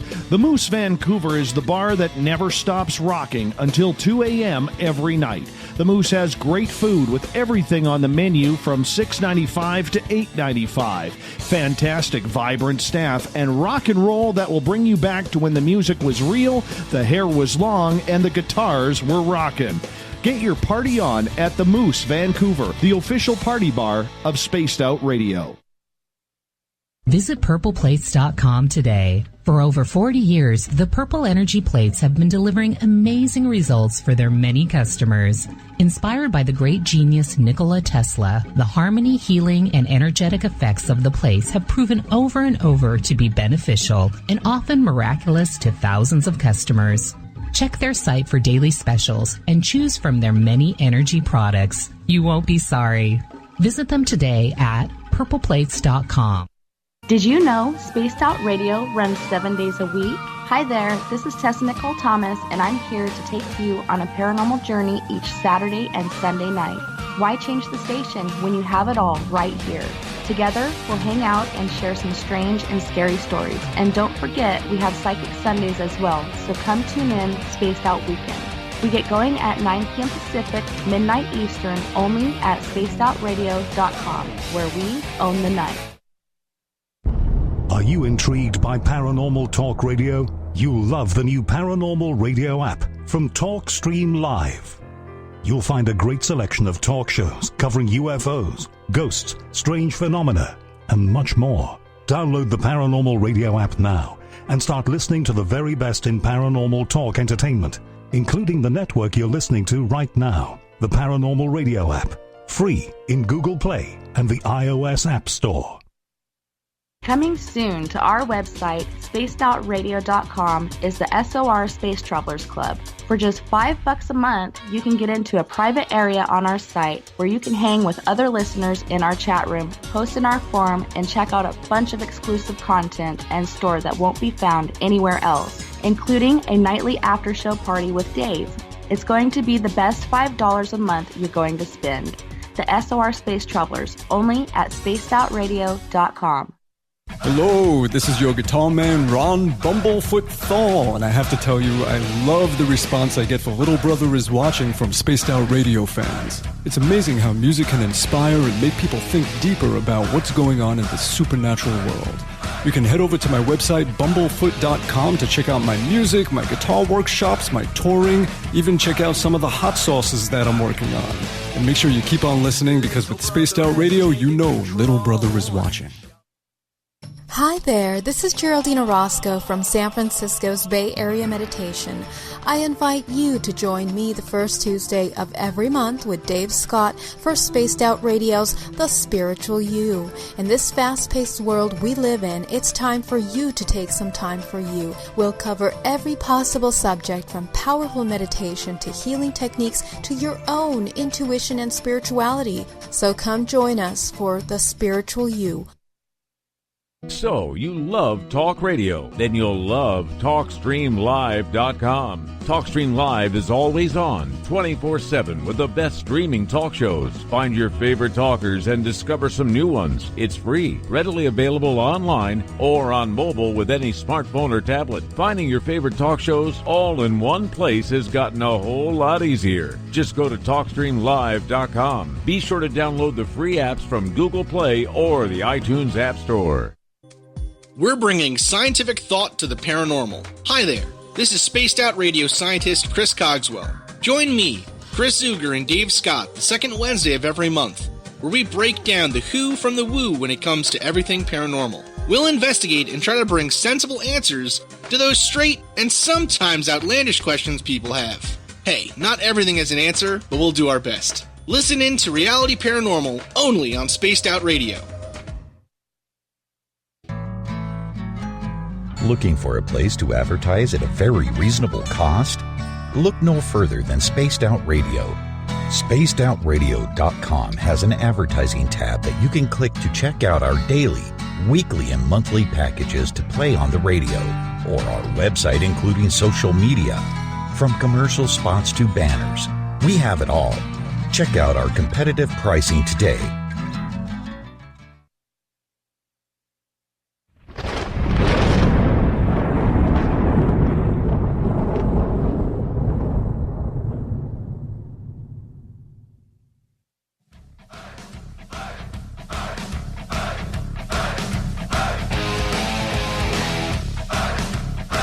We've passed the halfway point of Spaced Out Radio tonight.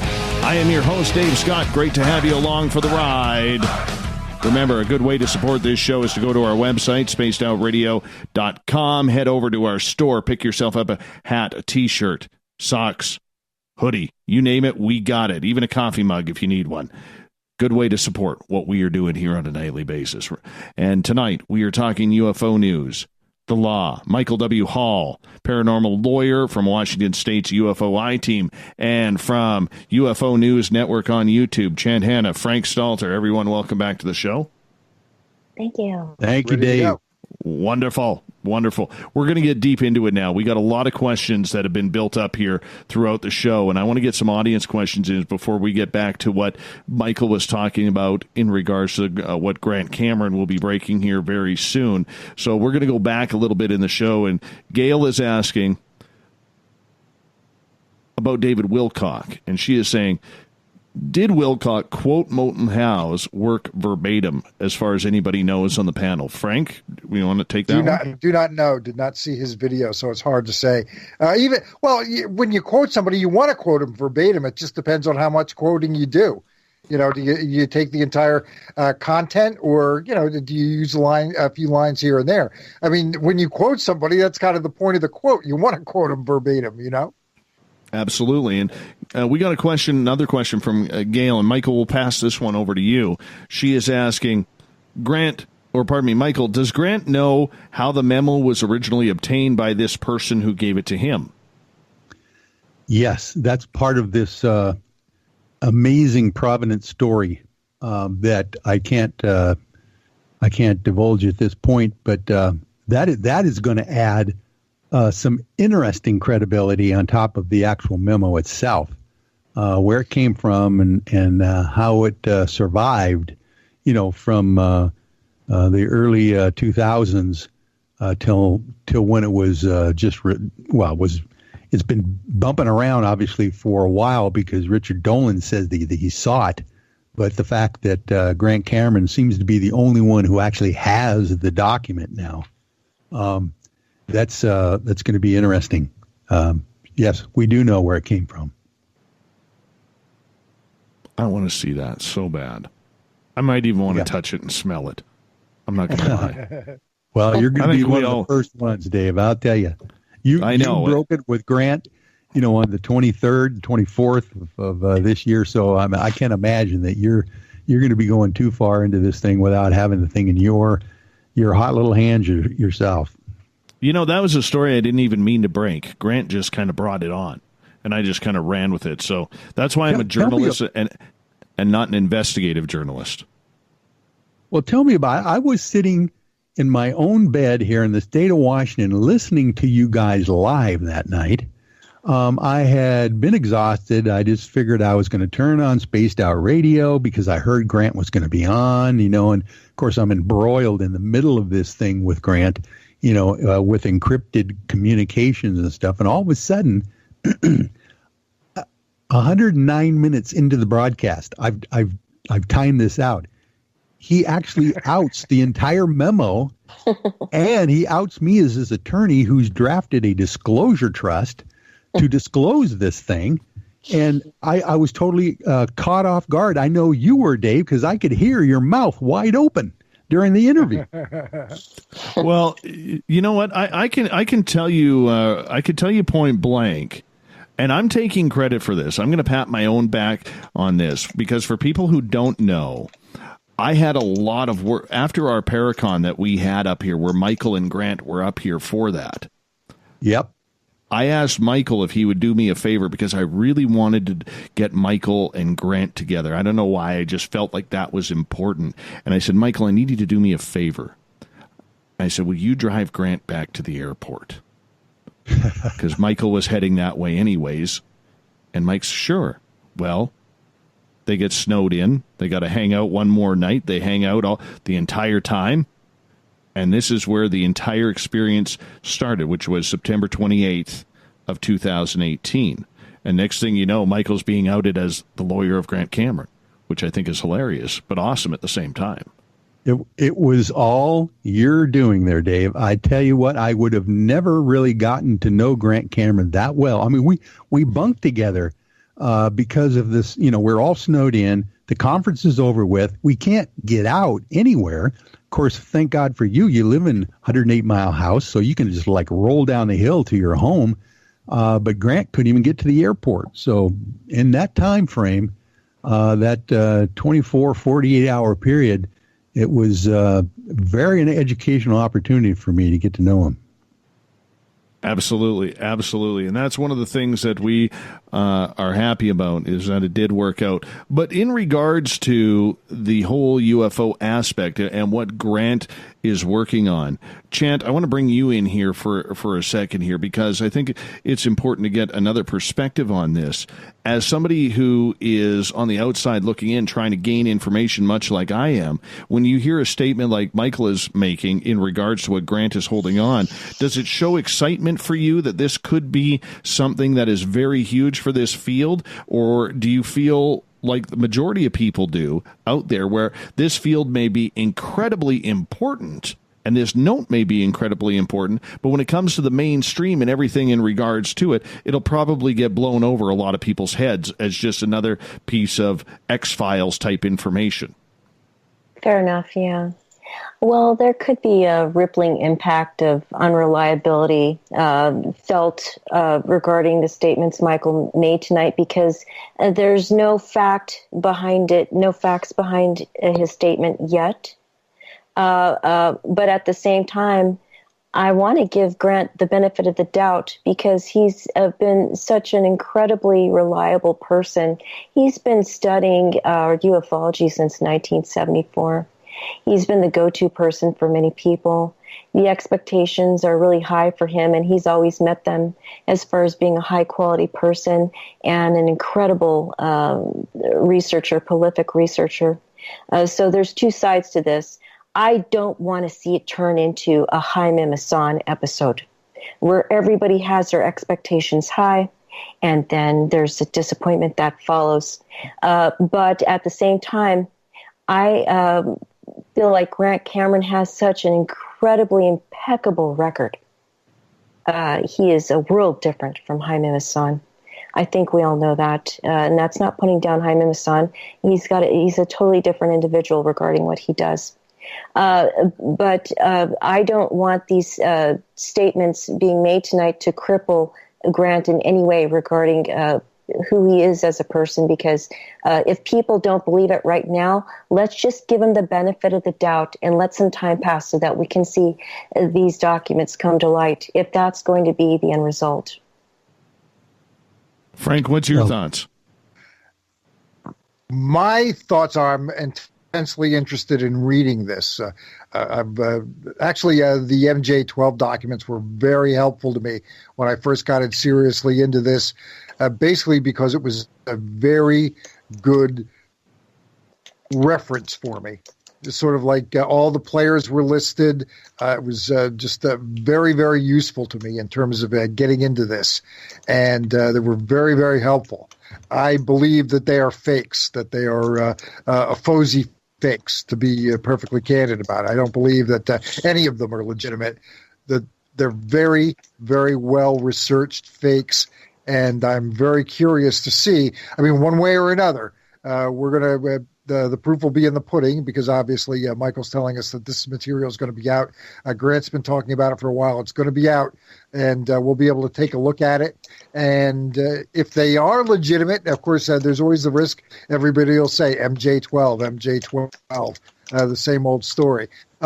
Michael is also saying that some specific individuals are named, and I'm assuming at least some of those names are going to be released when this is released, and not all the names are going to be redacted. And if that's the case, it'll be very interesting to hear the comments of the individuals who are named and hear what they have to say. I mean, it's quite possible. It's a legitimate document, and the people who are named will come out and say, yeah, that's about right. And that would be a smoking gun. There's no question about that. So I'm very curious to see what happens. I think regardless, there's going to be some useful information in there that will help all of us. But, I'm not as I haven't seen the document, so I'm not quite as confident as Grant and Michael are. But I am confident that there will be some useful information in there because even when these types of documents are faked, they're usually well-researched enough that they do provide some useful information. So I'm looking forward to it. Yeah, and, here's what I'm thinking about this thing. It's going to be very interesting, I believe, to see what kind of response comes from the mainstream media, the main government players in this matter. If indeed we get the silent treatment after this thing is released, if we get the disinformation counterintelligence response, to try to bury this thing, that will be one thing. But what if the powers that be, I believe, are being given an ultimatum somehow to get this information out to the public? What if they use this kind of a thing, and others, of course, to actually start to disclose and confirm? I mean, that's my response, that I want to see how it's going to be treated. I mean, the ufology field is going to be talking about it and arguing about it for sure. I mean, that's just what we do. But the whole idea is, I'm wondering if somebody out there is going to jump on this as an opportunity to potentially push the disclosure confirmation thing down the road much faster, because I think we all feel something is afoot here as far as the pressure to disclose for some reason. Is it a pressure, though? Or is it the fact that we have so many different ways, and this kind of ties into what I was asking in the first hour. We have so many different people going on so many different angles. Okay, if we take Grant Cameron, for instance, I believe it was Hal Puthoff or Jim Semivan made a public statement that basically said that they believe Grant Cameron was about 80% right in his research. A couple months later, it's followed up, and Grant has a very good laugh because Tom DeLonge goes public on Facebook and says Grant Cameron doesn't know a thing of what he's talking about. Well, I think Semivan or Puthoff, whoever said that, would know a little bit more than DeLonge in regards to that type of conversation. But we have so many different avenues on the way this whole momentum towards disclosure is going, Frank. Which way is up? Which way should be looking? What is the right way? Is it Dr. Greer who says all aliens are good? Is it DeLong who says we got to put nukes in space because aliens are bad and they're going to take over the world? Is it people like Corey Goode who says the blue chickens are going to bring a new dietary substance with very high vitamin content? I don't know. Which way? Well, I think it was Gary Nolan who was pretty supportive of Grant, as I remember. So that is, I think, where that came from. I don't remember anything from Semivan or the other name that you mentioned. But Hal Puthoff. Hal Puthoff. Sorry about that. Yeah, Hal Puthoff. So yeah, there are quite a few different approaches. My own opinion is it's best to focus on the phenomenon itself and steer a little. Well, I mean, you have to be mindful of it. It's part of the game, but be less. It's a step below. Let's put it that way. It's a step below, as far as I'm concerned, the phenomenon, and that is how the military, how the government goes about dealing with the phenomenon and releasing information. I'm much more interested in the phenomenon itself than I am in that. But the public doesn't care anymore. They just want whatever the truth is, and nobody seems to know the truth because you got Corey Goode's group who's saying they're the truth seekers. You have the To the Stars saying they're the ones giving the truth, even though they have, to their credit, have taken this to a whole different level. You have Stephen Bassett who's trying to bring the truth out. You have Richard Dolan. You have Stephen Greer. Nobody knows what to believe, and that is a very, very hard button to push.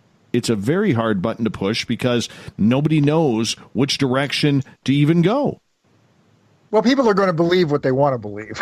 But, I certainly listen to Grant Cameron.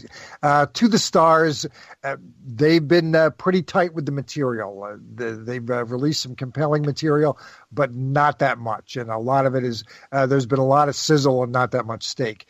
The comparison that I like to make is back in the mid-'50s. This sort of thing happened before, when the former director of Project Blue Book, Edward Ruppelt, wrote his book, and there was a movie made called UFO, a documentary that came out in the 55, 56 time frame. So this kind of thing is not new. And to be perfectly honest, I think the material in the book and movie combination that came back out in the mid-'50s was more informative.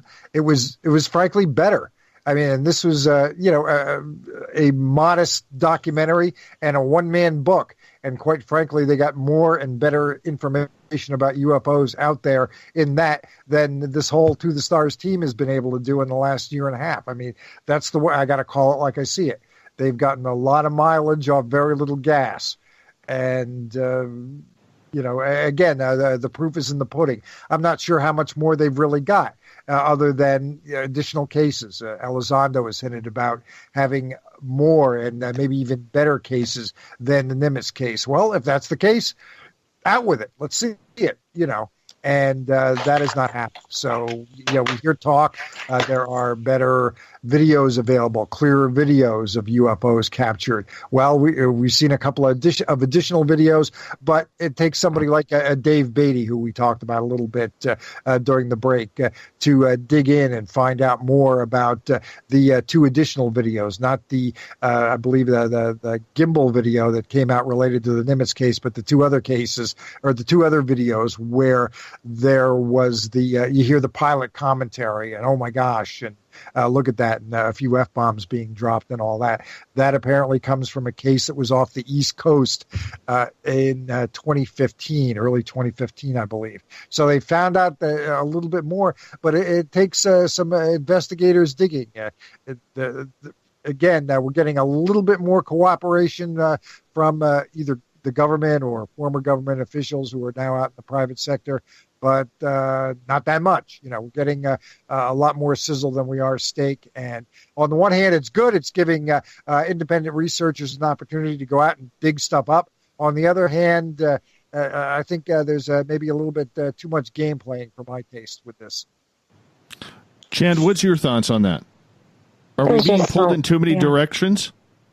There's so much to talk about here. I just want to mention something that Michael talked about briefly, which is so important, that we talked about at the beginning of the show, and that is the news cycles regarding Grant Cameron's profound discovery. Are the journalistic communities purposely ignoring the possibility of these profound discoveries? Example, the December 16, 2017 article that came out regarding the AATIP, the top secret AATIP program that came out on a Saturday. Nobody really noticed that news cycle too much. They didn't really care about it. I'm hoping that's not going to be the case regarding Grant Cameron's discovery. Also, you talked about disclosure. Will disclosure happen? What kind of form? I think you sort of touched on that. I think to some people, it happened on December 16, 2017, with that front page article in the New York Times stating that the U.S. Pentagon had a secret UFO program. To other people, they've had personal experiences that dictate to them what their own form of disclosure has been regarding actually feeling like they've been in contact with real, extraterrestrials. But anyway, back to your the other kind of discussion regarding metamaterials. Want to mention, I think it's important to always bring that up because that is really important to TTSA. That's on their agenda. And if we're going to hear anything from them, I believe it'll be about that. I don't know if it will. It seems to be going that way, as we got about 90 seconds here before we have to go to break here at the top of the hour. But in regards, Chant, to the whole disclosure process and what people should believe or should not believe, how are we supposed to judge? How are the people who are not educated in this field supposed to pick a side on what is happening? That's a good question.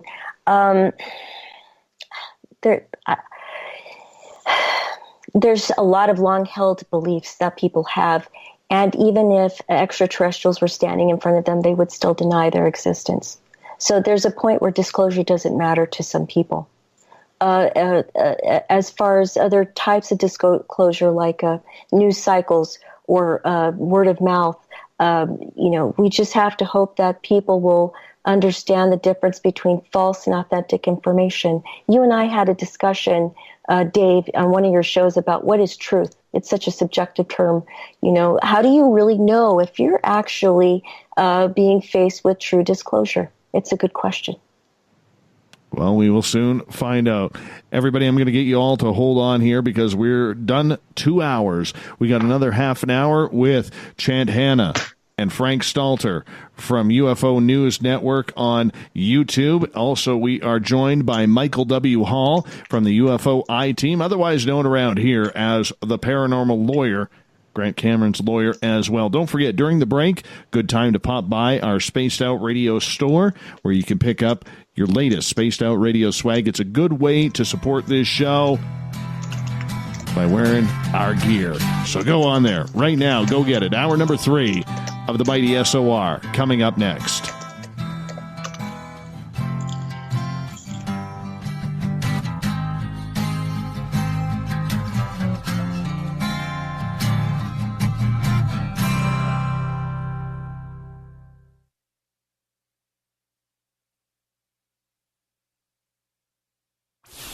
Hang out with Spaced Out Radio, where we own the night. This is Carl. You can follow Dave on Twitter at Spaced Out Radio, and during the show, use the hashtag Spaced Out Radio to chat with us live. On Instagram, at Dave Scott SOR. On Facebook, give our page a like, Spaced Out Radio Show. SOR archives are free on YouTube at Spaced Out Radio. Come join us, or I will come join you. See you at your window. At spacedoutradio.com, we have a little bit of everything for you to stay up late. So while you're there, check out our SOR Newswire, where our team brings you stories of the weird and strange to the WTF from around the globe. News on Bigfoot, UFOs, paranormal, Darwinian-type crime tales. It's the stories that the mainstream media usually won't touch. Well, we got them all on the SOR Newswire, only at spacedoutradio.com. You're listening to Spaced Out Radio Live with Dave Scott on the Deep Talk Radio Network. On the first Tuesday of every month, I encourage you to come along for a journey with me, Geraldine Orozco, on The Spiritual You. Together, we will take a look at how to access the highest expression of yourself and change your life. Consciousness, ET contact, health, and wellness, we can talk about it all. So come along for a spiritual ride with me, Geraldine Orozco, on The Spiritual You, only on Spaced Out Radio. Hey, this is Canadian paranormal investigator Mike Moore. The third Wednesday of every month, I'll be teaming up with Dave Scott to bring you Ghosts of the Great White North. Each month, we will bring on guests from across Canada to discuss their ghostly encounters. Canada is a paranormal hotbed with stories you've never heard, so we're going to bring them to you. So get comfy on your Chesterfield, grab a donut, and join us, eh? Visit purpleplates.com today. For over 40 years, the Purple Energy Plates have been delivering amazing results for their many customers. Inspired by the great genius Nikola Tesla, the harmony, healing, and energetic effects of the plates have proven over and over to be beneficial and often miraculous to thousands of customers. Check their site for daily specials and choose from their many energy products. You won't be sorry. Visit them today at purpleplates.com. The Call of the Wild is in Vancouver. The Moose Vancouver is one of the hottest bars and restaurants in the city. Open until 2 a.m. nightly, the Moose will rock you like a hurricane all night long. Great food with everything on the menu at $6.95 near the corner of Nelson and Granville. Get your horns up and come rock with us. The Moose Vancouver, the official rocking bar of Spaced Out Radio. Get your horns up with me on Spaced Out Radio. This is Ron Bumblefoot Thal. Come tune in to SOR where you can hear me rock out with Little Brother Is Watching, the official theme song of Spaced Out Radio. And then come on over to bumblefoot.com where you can find out about my tour schedule, my music, and everything else. Bumblefoot.com keeps you up to date on what I'm doing and the best way to stay in touch with my music and music camps. Sign up for my newsletter at bumblefoot.com and remember, Little Brother Is Watching. Find your escape where time has no limits. It's about living today and cherishing the heritage of yesterday. A spirit of adventure for what is new with the nostalgia of the past. Your timepiece is a reflection of who you are. Life surrounded by beauty from the world around us to the soul within. EscapeWatches.com. There is no time like the present to enjoy your escape. Use promo code SMF2017 for your 20% discount today. We are getting ready to relaunch the SOR Space Travelers Club at spacedoutradio.com. For $5 a month, you can join us for a plethora of features found nowhere else. Hang out in a private chat room during the show and after party. You can check out some exclusive content and a store specifically for you, as well as a private listener forum where you can post your thoughts, stories, and pictures. The SOR Space Travelers Club, coming soon to spacedoutradio.com. The freedom to post what you want, when you want. That's the social media freedom you need. Social Media Freedom is the free app in your app store. No need to worry about going to jail or being shadow banned any longer. It's the freedom to say what you feel. The freedom to know Big Brother isn't watching. It's the way social media is supposed to be. Social Media Freedom. It's time to set yourself free. Download from your app store today. You know, it's hard being the bad man of ufology, but that's just the way that I like it. This is Chris George Zuger, and I'll be hanging out with Dave Scott and SOR scientist Chris Cogswell for Reality Paranormal, the second Wednesday of every month. And our job is to break it down and come to conclusions as to what is really going on in the supernatural world. I'd love for you to join us right here on Spaced Out Radio. So, you love talk radio? Then you'll love TalkStreamLive.com. TalkStream Live is always on, 24/7, with the best streaming talk shows. Find your favorite talkers and discover some new ones. It's free, readily available online or on mobile with any smartphone or tablet. Finding your favorite talk shows all in one place has gotten a whole lot easier. Just go to TalkStreamLive.com. Be sure to download the free apps from Google Play or the iTunes App Store. Looking for a place to advertise at a very reasonable cost? Look no further than Spaced Out Radio. SpacedOutRadio.com has an advertising tab that you can click to check out our daily, weekly, and monthly packages to play on the radio, or our website including social media. From commercial spots to banners, we have it all. Check out our competitive pricing today.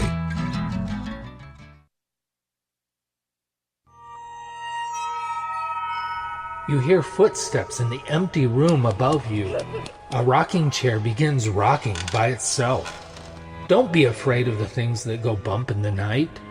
Reach for Spirit Storybox, the iPhone app the Huffington Post UK called the only ghost hunting app you will ever need. Spirit Storybox. The spirits are telling their stories. Are you listening? Hi, George Norrie here. Are you ready for UFO MegaCon, the immersion event? 7 days, 8 nights, 50 new speakers, UFO military witnesses, experiencer groups, skywatches, and so much more. Join me at UFO MegaCon, March 24th through the 30th in Laughlin, Nevada. Truly the one and only new information conference of the year. Now check it out at UFOMegaCon.com. That's UFOMegaCon.com.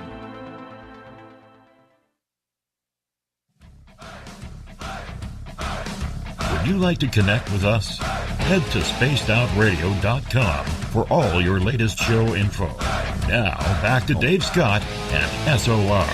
Welcome back to the third and final hour of Spaced Out Radio tonight. I am your host, Dave Scott. Thank you so much for being with us.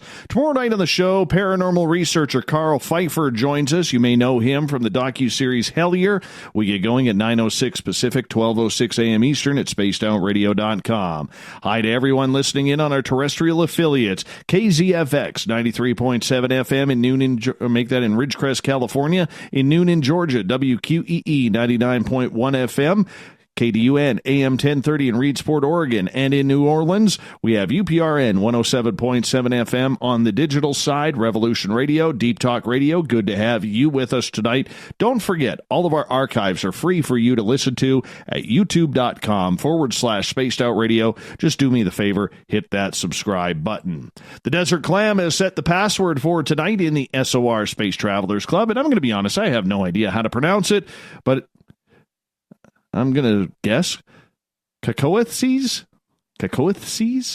I don't know. I really don't. But the Clam sets a password each and every night right here on the mighty SOR. Our website is spacedoutradio.com, where we have a plethora of features for you. You can rock out to Bumblefoot, go shopping at our Spaced Out Radio store, read up on the SOR Newswire put together by Captain Shirk, and so much more. For the final time tonight, we introduce our panel tonight. Michael W. Hall from the UFO I-Team in Washington State, and from UFO News Network on YouTube, we have Frank Stalter and Chant Hanna. Welcome back, everyone. Really appreciate you taking the time. Happy to be here. Thank you. Good to be back. Great show, Dave. Well, I'm trying. Originally, if you're just tuning in, we were supposed to have Terry Anderson on tonight, but right before the show, she's like, dude, I can't go on. I have no voice. I'm sick. So we called this panel impromptu panel together, and I think we've done all right so far tonight. I really have. In 2 nights' time, we have the anniversary, the 22nd anniversary of the Phoenix Lights. Chant, you live in Arizona. I don't know if you lived there when the Phoenix Lights actually happened, but is that still a big story in the Phoenix area? Oh, yes. People absolutely love that story. And by the way, I believe on I think it's the 17th. I have to double check of this month at the Scottsdale Harkin Shea Theater. There'll be the Phoenix Lights movie that Dr. Lincoln Ty worked so very hard on. And I encourage anybody in Arizona and even out of state to make the trip to go. I'll be going to that myself and doing a special report on that for the UFO News Network. Perfect. So going on with the Phoenix Lights and it still being a pretty big story around there, what do people think actually happened? Or, because the way it was so terribly covered up, from military planes to Chinese lanterns to governor at the time, Fife Symington, the next day holding a press conference with his press aide dressed up in an alien gray outfit, costume, so to speak. They really made a mockery of the people of Phoenix who witnessed this. Do the people of Phoenix and in that entire area still kind of hold a grudge towards Symington and the government officials towards that, Chant? Yeah, I think there's some bitter sentiments about it. That historic and unexplained mass sighting in 1997 that occurred, again, it's still not proven that it happened, but if you talk to people that saw it, that was enough proof for them. You don't need a degree to look up in the sky and realize that you're looking at something that could be an extraterrestrial craft. Dr. Lincoln Ty actually gave up her career to devote herself to this subject for a reason. It's because it really happened, and that's my belief. Do I have any proof or evidence? No, I don't. But thousands of people joined in on the belief system because they might know somebody that actually saw the lights. There are hundreds of people that feel that they witnessed it, and that's enough for them.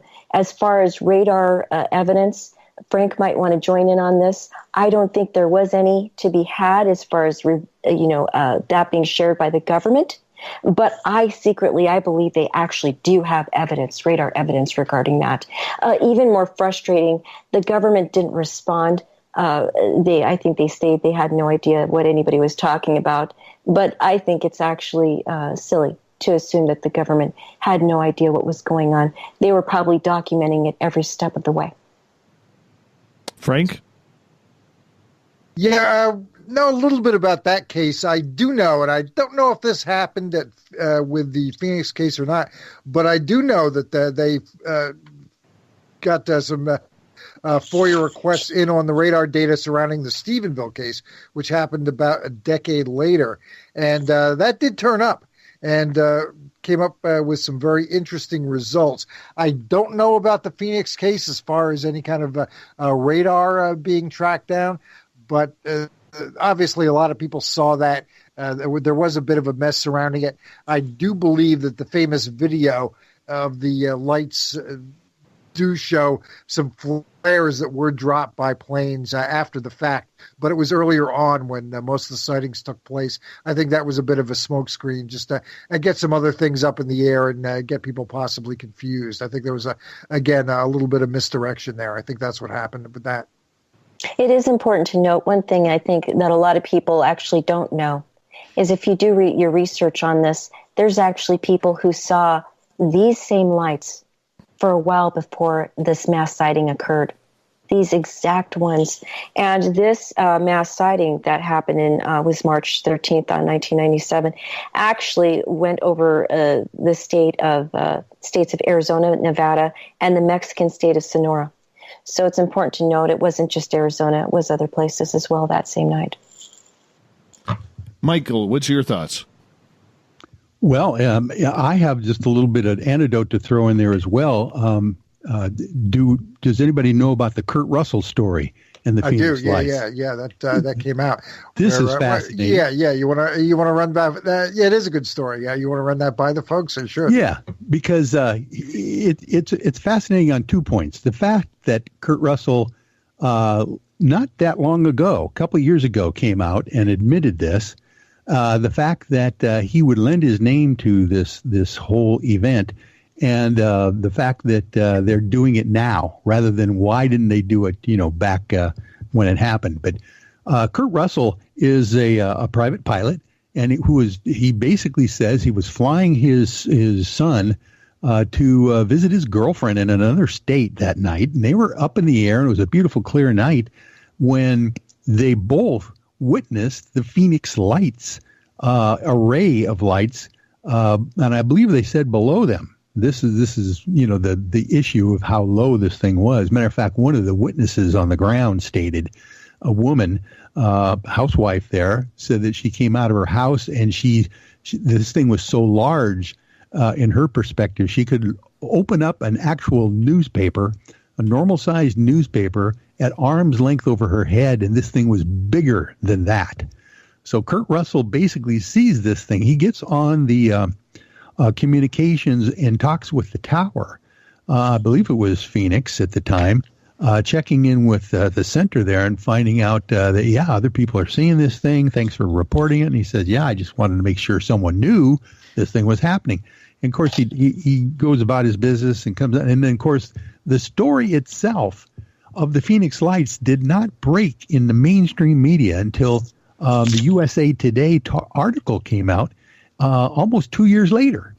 And that's when, at least Kurt Russell says, oh, my God, I put 2 to 2 together, and that's what I saw that night and actually reported it. Yeah, he talked about that on the Jimmy Kimmel Show, which is actually a pretty good mainstream media show for UFO stuff once in a while. That's for Every sure. now and again.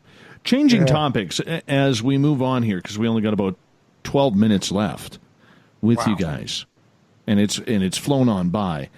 Harry Reid, the former Nevada senator, has been pushing since basically mid to late January about the fact that Congress needs to start spending some money on UFOs, and we need to learn more about what is going on. Now, we can sit there and say that indirectly he may be tied to the stars because of his relationship with a lot of people in there. We know his relationship is very tight with Bob Bigelow.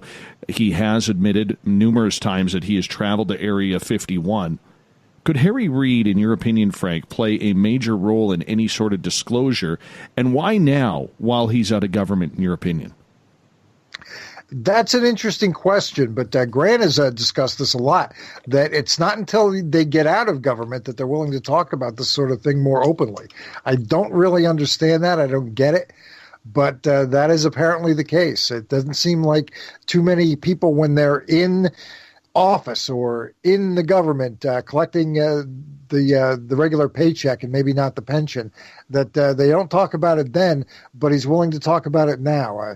That's something we'll try to book Harry Reid and we'll ask him why that is. But I don't really understand it. I mean, if you're interested in the subject, why not talk about it? It doesn't seem to have hurt him. I mean, again, we haven't seen a lot of backlash from all this for the folks who've come forward. Obviously a little bit, but typically for politicians, whatever opinions they hold on whatever issue, they're going to get a lot more backlash on whatever issue they take a side on. The UFO issue is really not going to get them that much backlash. At least I haven't seen it over the last year and change. Most people were in favor of it.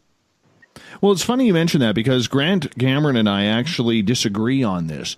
He doesn't believe, like with Paul Hellyer, the former Canadian defense minister, who had a couple of big UFO sightings happen on his watch, including the Falcon Lake incident up here, which was commemorated last. Well, Shag Harbor happened a couple months after the election. So he just missed out on that by I believe, a month, 6 weeks, maybe 2 months at the max. But the fact is, there was a lot that happened on the UFO front while Hellyer was on watch. And Hellyer has gone on record saying, he knew nothing of this while he was Canada's defense minister. And yet 20 years later, 30 years later, he's coming out as the highest-ranking government official to date to talk about this stuff. That's right. That's right. And I find that a little too ironic. Now, Grant doesn't agree with me. He doesn't think Hellyer knew much about that at the time. I'm not too sure about that because it's almost identical to what Harry Reid is doing. They're almost similar in age. Harry, I believe, is in his 80s, and Hellyer, Paul Hellyer, is in his 90s. But the fact is, why now? Why now? And that's the confusing part. Well, I agree with that. It is rather odd. And you do hear these cryptic comments from some people as if they are waiting for this to happen. Even the people who, the To the Stars people or Diana Pasulka, who you had on. I'm getting a little tired here. Sorry about that. Who you had on recently. And it is a little weird to hear these professional people talk about, I'm not allowed to do this, or somebody told me I have to take my Twitter account down and things like that. It's like just seems very, very weird to me. I have to get off social media. I can't be on social media anymore. I don't get that. I really don't. Chant, what's your thoughts about Harry Reid? Okay, one thing I just wanted to reconfirm that the March 17th Phoenix Lights movie is actually happening at Shea Harkins Theaters, so people understand that. Regarding Harry Reid, he doesn't have long to live. He's 79 years old. I believe he has pancreatic cancer, and but he has been lobbying his former colleagues to do more research regarding UAPs, UFOs, and it's important that he's doing that.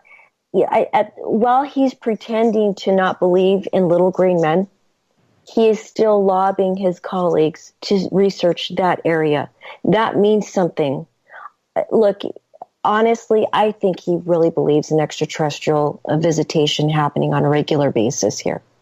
Otherwise, why the interest? What is the point of it? I think he's been privy to a lot of really classified information that we'll never have access to, just like Bigelow has. So that's how I feel about it. Michael, what's your thoughts from a legal perspective? Is there something shady happening here now that he's out of office and has no real pull in Washington, or at least we want to think that way? What's your thoughts? No, I think that that's part of the plan. What they do is they take these retired military and intelligence and congressional people, and they use them for their own purposes as far as disclosure and or, garnering more monies for the programs that they're trying to push through the military, advanced threat programs and all those kinds of things.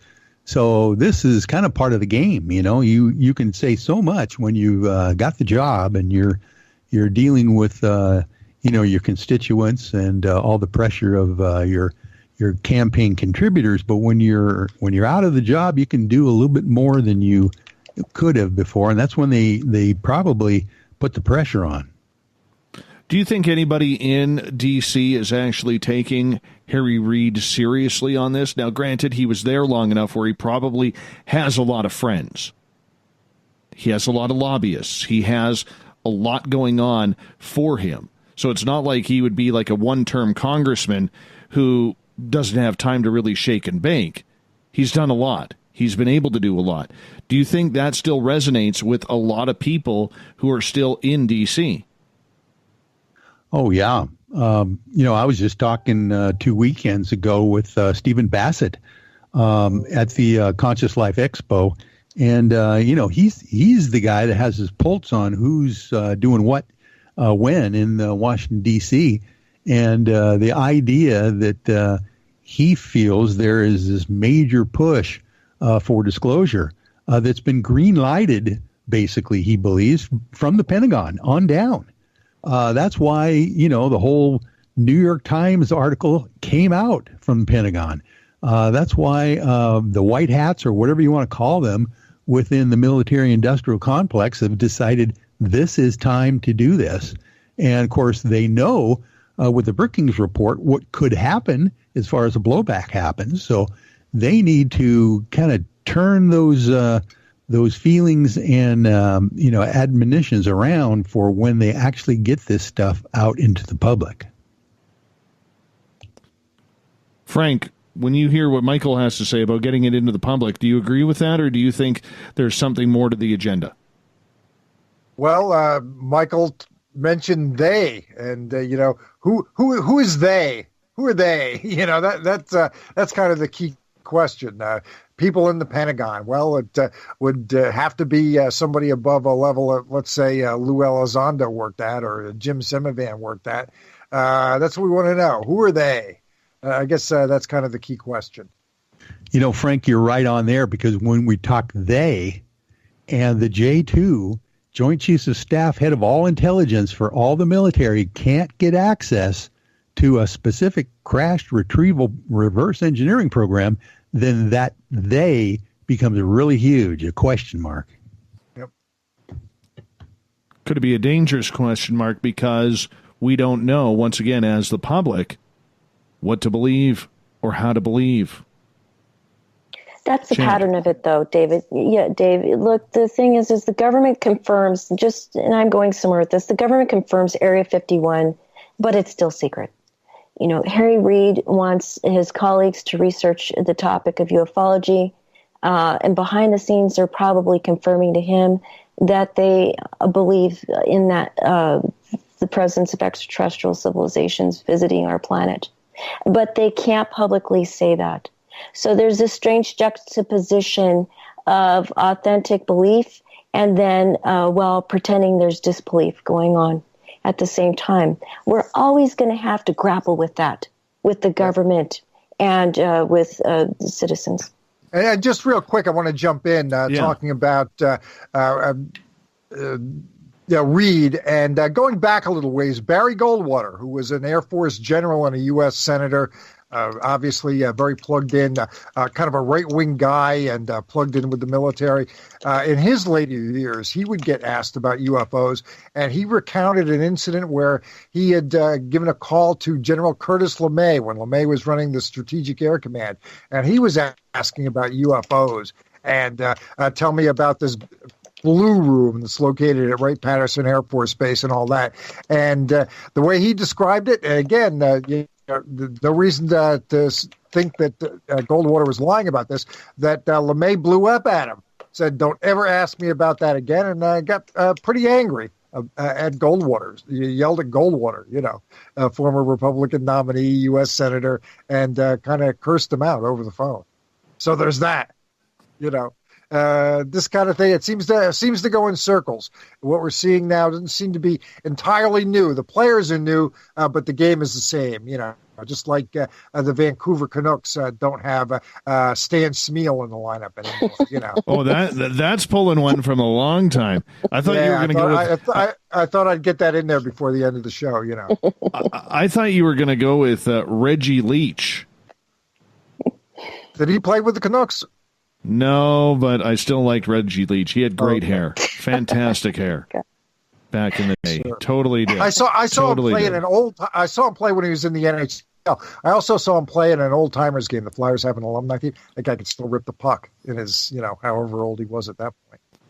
I'll give you a quick hockey story before we gotta knock on out of here, everyone.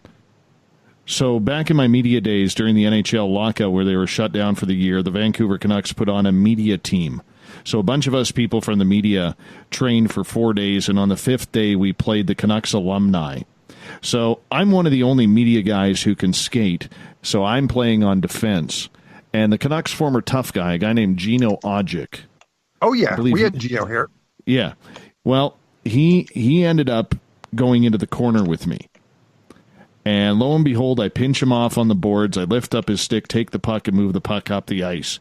So he and I are skating towards the bench. I'm going off for a change. I look at him. He looks at me. I smile at him, and he elbows me right in the chin. Really? That's my highlight. That is my absolute highlight. Hey, that's hockey, my friend. That's hockey. Yeah. That's what it's all about. Do me a favor, Frank, in 30 seconds here, tell us where you can find UFO News Network. UFO News Network Sunday over on YouTube, ufopartisan.blogspot.com. That's where I've got my many articles that you can read based a little bit more on my detailed research, and the UFO News Network group over on Facebook. Yeah, and don't forget to check out chanthannah.wordpress.com to see all the interviews I've done and the latest article I did called Down the Deep Rabbit Hole, the CIA Archives. All right, Michael W. Hall, thank you for filling in. Where can everybody find your show? Oh, of course, they can tune in to us live every Monday night on Facebook. at UFOI Team, and of course on our website ufoiteam.com as well. Thank you. All right. Not a problem. I appreciate you guys bailing me out tonight. It's always good to talk some UFO. I'm always up for a little bit of UFO talks. Thank you so much, Chant Hanna, Frank Stalter from UFO News Network, Michael W. Hall from UFOI Team. Coming up next, we got the SOR Newswire and the Thought of the Day. Stay tuned.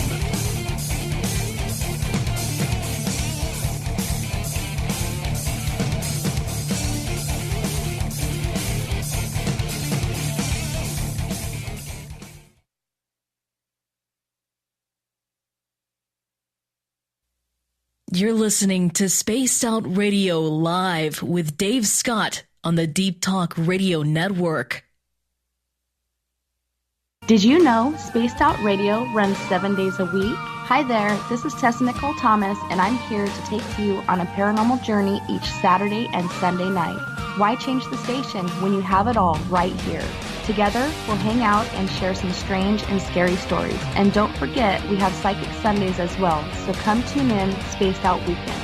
We get going at 9 p.m. Pacific, midnight Eastern, only at spacedoutradio.com, where we own the night. Are you tired of being blocked, shadow banned, or placed in jail for simply posting your thoughts on social media? Social Media Freedom can take care of that for you. Social Media Freedom is the newest and one of the best free new apps that allows you the freedom to post what you want, when you want. It takes seconds to download from your app store. Come join the tribe at Social Media Freedom. It's time to set yourself free. Coming soon to our website, spacedoutradio.com, is the SOR Space Travelers Club. For just $5 a month, you can get into a private area on our site where you can hang with other listeners in our chat room, post in our forum, and check out a bunch of exclusive content and store that won't be found anywhere else, including a nightly after-show party with Dave. It's going to be the best $5 a month you're going to spend. The SOR Space Travelers, only at spacedoutradio.com. So, you love talk radio? Then you'll love TalkStreamLive.com. TalkStream Live is always on, 24/7, with the best streaming talk shows. Find your favorite talkers and discover some new ones. It's free, readily available online or on mobile with any smartphone or tablet. Finding your favorite talk shows all in one place has gotten a whole lot easier. Just go to TalkStreamLive.com. Be sure to download the free apps from Google Play or the iTunes App Store. Hello, this is your guitar man, Ron Bumblefoot Thal, and I have to tell you, I love the response I get for Little Brother is Watching from Spaced Out Radio fans. It's amazing how music can inspire and make people think deeper about what's going on in the supernatural world. You can head over to my website, bumblefoot.com, to check out my music, my guitar workshops, my touring, even check out some of the hot sauces that I'm working on. And make sure you keep on listening, because with Spaced Out Radio, you know Little Brother is watching. Are you intrigued by Paranormal Talk Radio? You'll love the new Paranormal Radio app from TalkStream Live. You'll find a great selection of talk shows covering UFOs, ghosts, strange phenomena, and much more. Download the Paranormal Radio app now and start listening to the very best in paranormal talk entertainment, including the network you're listening to right now, the Paranormal Radio app, free in Google Play and the iOS App Store. We're bringing scientific thought to the paranormal. Hi there, this is Spaced Out Radio scientist Chris Cogswell. Join me, Chris Zuger, and Dave Scott the second Wednesday of every month, where we break down the who from the woo when it comes to everything paranormal. We'll investigate and try to bring sensible answers to those straight and sometimes outlandish questions people have. Hey, not everything is an answer, but we'll do our best. Listen in to Reality Paranormal only on Spaced Out Radio. A timepiece is a reflection of who you are, and what better way to show off the real you than with an Escape watch? Escape is a lifestyle brand accessorizing your days and nights. Choose to escape and create the life of discovery that you deserve. Dream, play, unite with your own personalized Escape watch. Head to escapewatches.com. There is no time like the present to enjoy your escape. Use promo code SMF2017 for your 20% discount today. Hi, George Norrie here. Are you ready for UFO MegaCon, the immersion event? 7 days, 8 nights, 50 new speakers, UFO military witnesses, experiencer groups, skywatches, and so much more. Join me at UFO MegaCon, March 24th through the 30th in Laughlin, Nevada. Truly the one and only new information conference of the year. Now check it out at UFOMegaCon.com. That's UFOMegaCon.com. Heading to Vancouver and looking for a night on the town? The Moose Vancouver is the bar that never stops rocking until 2 a.m. every night. The Moose has great food with everything on the menu from $6.95 to $8.95. Fantastic, vibrant staff and rock and roll that will bring you back to when the music was real, the hair was long, and the guitars were rocking. Get your party on at the Moose Vancouver, the official party bar of Spaced Out Radio. You hear footsteps in the empty room above you. A rocking chair begins rocking by itself. Don't be afraid of the things that go bump in the night. Reach for Spirit Storybox, the iPhone app the Huffington Post UK called the only ghost hunting app you will ever need. Spirit Storybox. The spirits are telling their stories. Are you listening? Hi there, this is Geraldine Orozco from San Francisco's Bay Area Meditation. I invite you to join me the first Tuesday of every month with Dave Scott for Spaced Out Radio's The Spiritual You. In this fast-paced world we live in, it's time for you to take some time for you. We'll cover every possible subject from powerful meditation to healing techniques to your own intuition and spirituality. So come join us for The Spiritual You. Looking for a place to advertise at a very reasonable cost? Look no further than Spaced Out Radio. SpacedOutRadio.com has an advertising tab that you can click to check out our daily, weekly, and monthly packages to play on the radio, or our website including social media. From commercial spots to banners, we have it all. Check out our competitive pricing today. Visit purpleplates.com today. For over 40 years, the Purple Energy Plates have been delivering amazing results for their many customers. Inspired by the great genius Nikola Tesla, the harmony, healing, and energetic effects of the plates have proven over and over to be beneficial and often miraculous to thousands of customers. Check their site for daily specials and choose from their many energy products. You won't be sorry. Visit them today at purpleplates.com.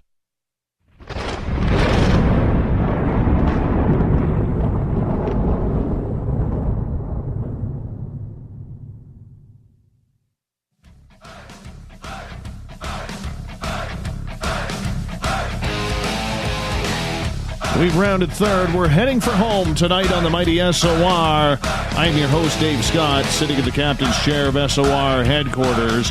Remember, always a good way to support this show is by going shopping at our Spaced Out Radio store on our website. But right now it's time to get to the weird, the wacky, the WTF, the SOR Newswire.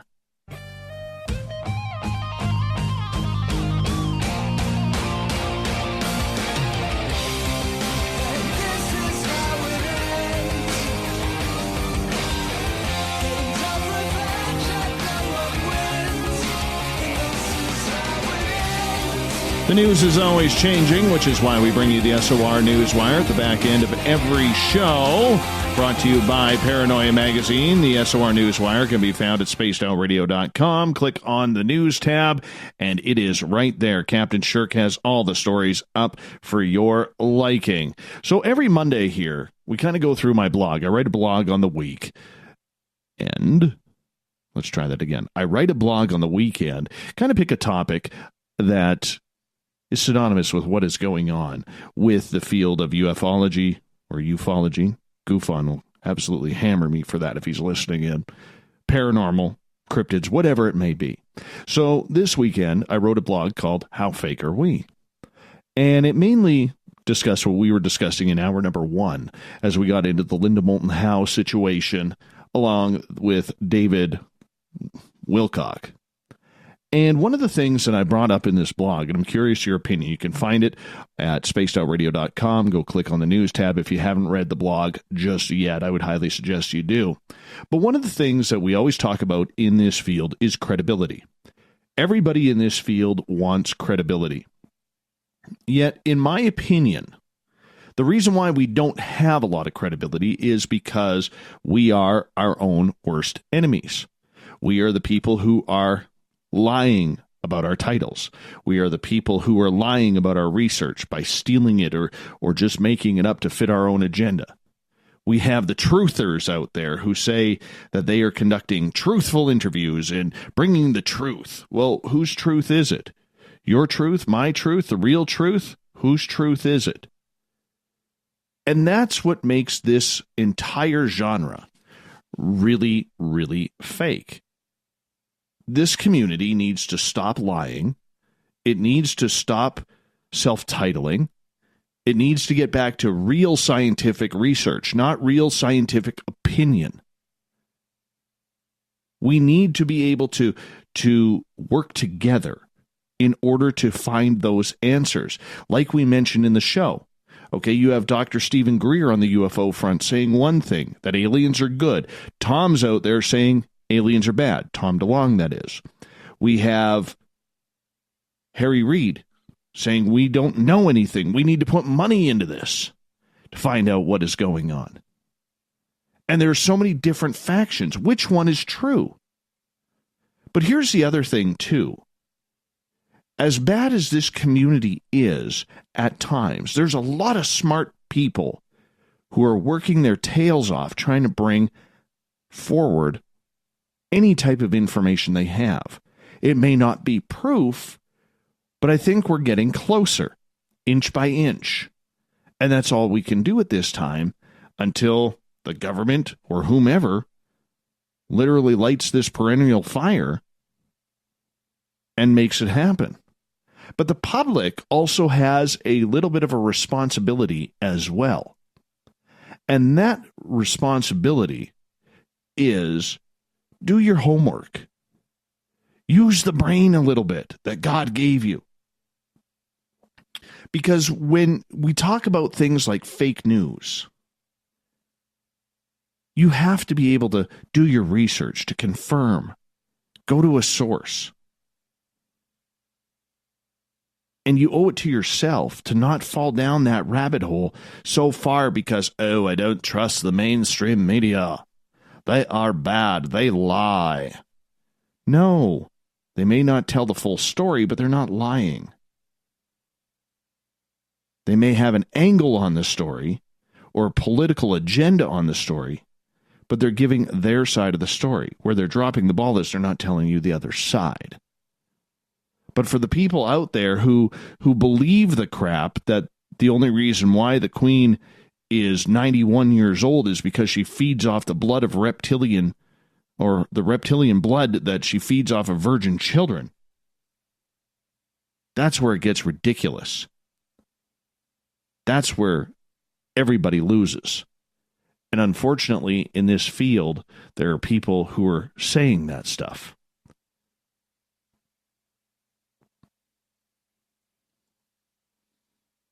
Interesting. Very interesting. All right. Sorry, just got a weird message on Facebook from somebody that I never thought I would. Interesting. So anyways, moving on with my blog here. You have to be able to open up your eyes. And the majority of people do. The majority of people just like these topics because they've had an experience or they just are intrigued by them. And that's where we have to help the others out who may not be doing what they should be doing, and that's using their brain. But we as a community have to clean it up. And how you can do that as the public, how you can help clean this up, stop supporting the charlatans. Stop supporting the self-titlers. Stop supporting those who are out there trying to deviate into some unknown or obscure belief that they are absolutely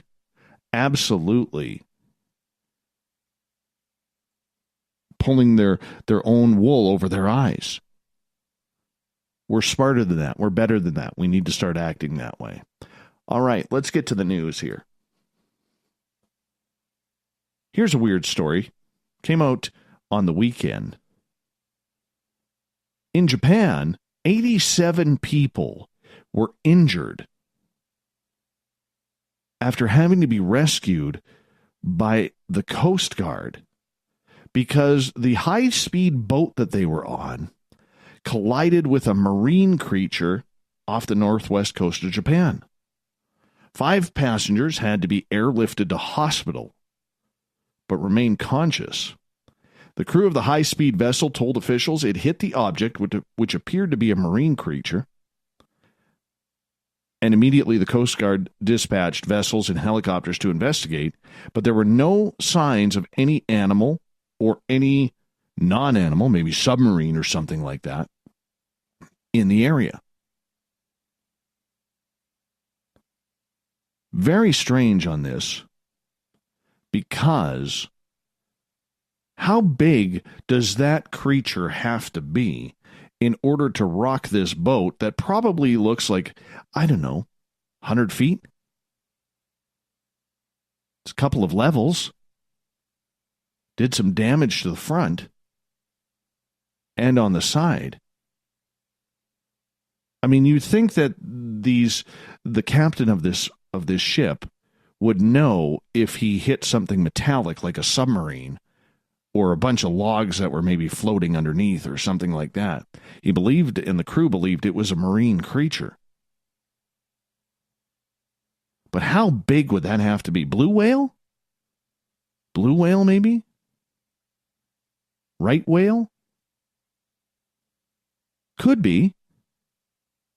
Fin whale? Those are pretty long. They're like 80, 90 feet. Almost the size of a blue whale. Maybe it's something different. Giant squid? The kraken? Megalodon? Yes, put on your tinfoil. Don't know.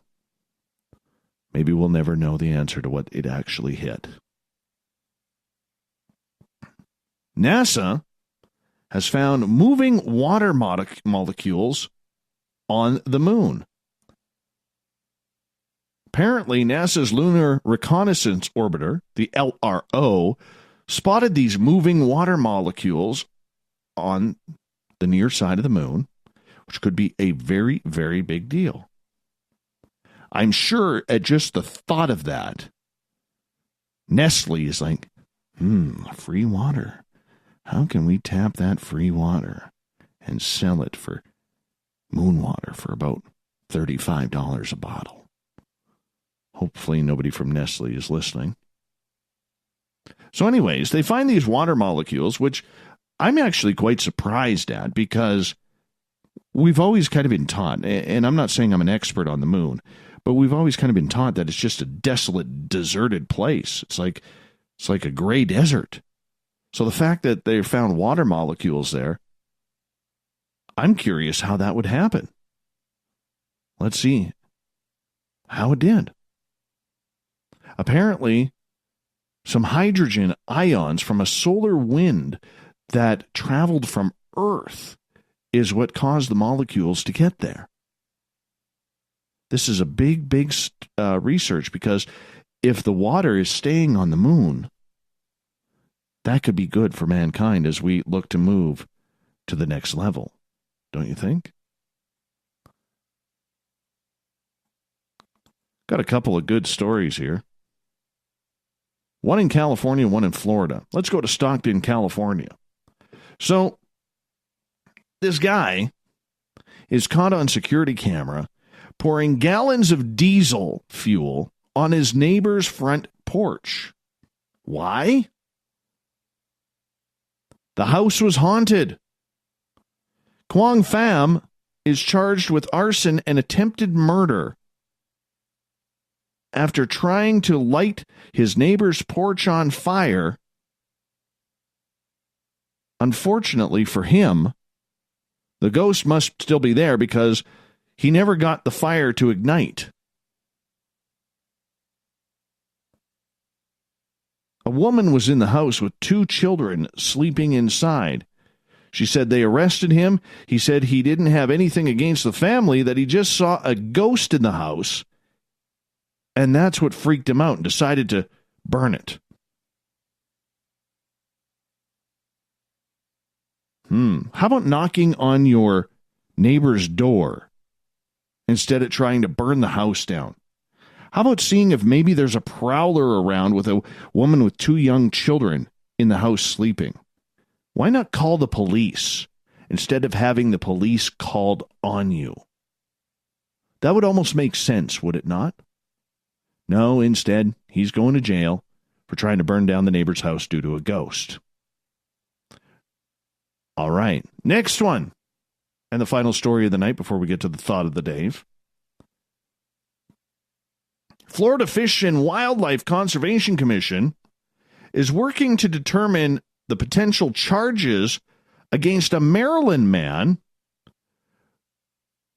who was videotaped tackling a pelican. Now, in Florida, the pelicans are protected. So here he was amongst thousands of people, and he grabbed a hold of the legs of this pelican, would not let it go. And then he jumped on it. Hunter Hardesty of Davidsonville, Maryland, he's in pretty big trouble right now. They're talking animal cruelty charges. Now, I'm sure in some way this was alcohol-induced. Pretty much has to be. So apparently Hardesty was leaning over the near edge of the harbor when this situation happened. The pelican came up and landed, launching a scuffle between the two. They were throwing punches and wings at each other. The bird slapped Hardesty across the face with its beak and fled, but no, that wasn't good enough. He grabbed a hold of the leg, man. I think he was going for, doing his best Ric Flair, figure 4 leg lock. However, the pelican got the best of him there. We'll see if charges are laid on this one.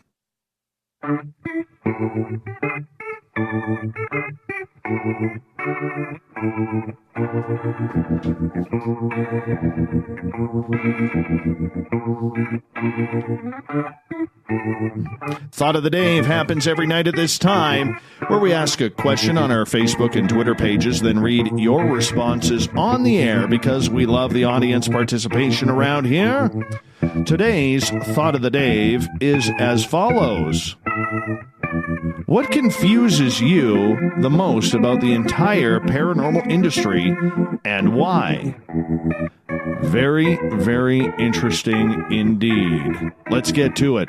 We're going to start off with our favorite veteran around here. Thank you for serving, Marty, in Las Vegas. Got a great beard, too. Actually, it's a goatee. Pretty badass. Marty says, what confuses me is that hard science completely dismisses anything in the category of paranormal phenomena, but will validate and even defend scientific theories that have no definite hard proof, like the multiverse, dark matter, quantum theory. Very, very interesting. Rick, over in the UK, says, the lack of wanting to help each other out. Example, no para-unity. So many backbitters. Please, let's search and proof together. Many hands and all of that. Thanks, Rick. All right, let's get to Lucky Kimba on Twitter. You could go to a place and you will get no paranormal happenings at all. They will not start just because we're there. Well, sometimes they do. They want to, and then there are some that do the same thing over and over again. They're lost souls. Then there's the paranormal investigators that overdo it, so fake, like some of the television shows, just to try and create drama that isn't there. Give us a break. Amber, What confuses me is when a paranormal investigator goes into a home and brings other people with him, and then a person in that group thinks he is the investigator but has absolutely no experience or couth. It bothers me because I find it rude to do. Mike, why isn't there a whole channel on cable that just does paranormal? I'm not talking Travel Channel or things like that because they binge play old episodes of current hot shows. I'm talking 24/7. Everyone gets a slot. Let the newbies in. Play all the vlogs live. And a daily live talk show with guests. That actually sounds kind of cool.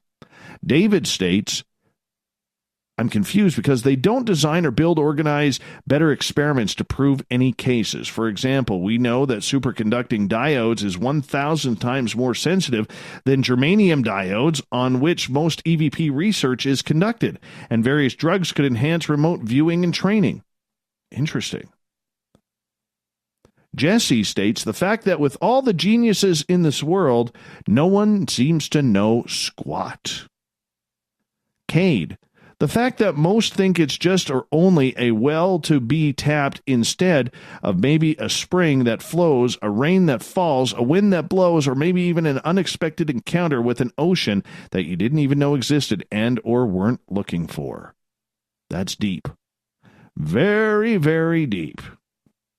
Joe, it's more interesting in perpetuating the sensationalism of tired, repeated observations instead of advancing the field to gain new insights and legitimate testable hypotheses for communication. Interesting. Bram, the thing that confuses me the most is why isn't science championing or chomping at the bit, to create experiments, research studies, etc. to investigate the paranormal? In my experience, there has always been discoveries, insights, and solutions to problems at the fringes of our understanding. We want to say a big thank you to Captain Shirk for taking care of the SOR Newswire, which can be found at spacedoutradio.com by clicking on the news tab. All your news brought to you by Paranoia Magazine. Big thank you to Michael W. Hall from the UFO I-Team tonight, jumping on in along with Chant Hanna and Frank Stalter from UFO Network News on YouTube, bailing us out after our original scheduled guest, Terry Anderson, got sick right before the show and could not make it. Tomorrow night on the show, we have Carl Pfeiffer coming on in. You may recognize him from the YouTube series Hellier. If you have not watched Hellier, you are missing out. There's some weird stuff happening in Kentucky. And Carl, Greg and Dana, John Tenney, Connor, they're all looking for it. There will be a part 2. 9 p.m. Pacific, 12:06 a.m. Eastern at spacedoutradio.com. We got Mr. Ron Bumblefoot THAL rocking in the background with Little Brother is Watching. Bumblefoot is the official music of Spaced Out Radio, rocking us in and out of every single show. Get your horns up for the guitar god himself. A big special thank you to everybody listening in at home, at work, in your cars, wherever you may be. Everyone in the chat rooms and on Twitter at #SpacedOutRadio. Please remember this show is copyright by Spaced Out Radio and SOR Media Ventures Limited. Thank you for joining us on this Monday night. We continue to grow, all because of you, because together, my friends, we own the night. I will talk to you in 21 hours from now. Mr. Bumblefoot, we need a favor. We need you to take us home. Good night, everybody. We'll see you tomorrow.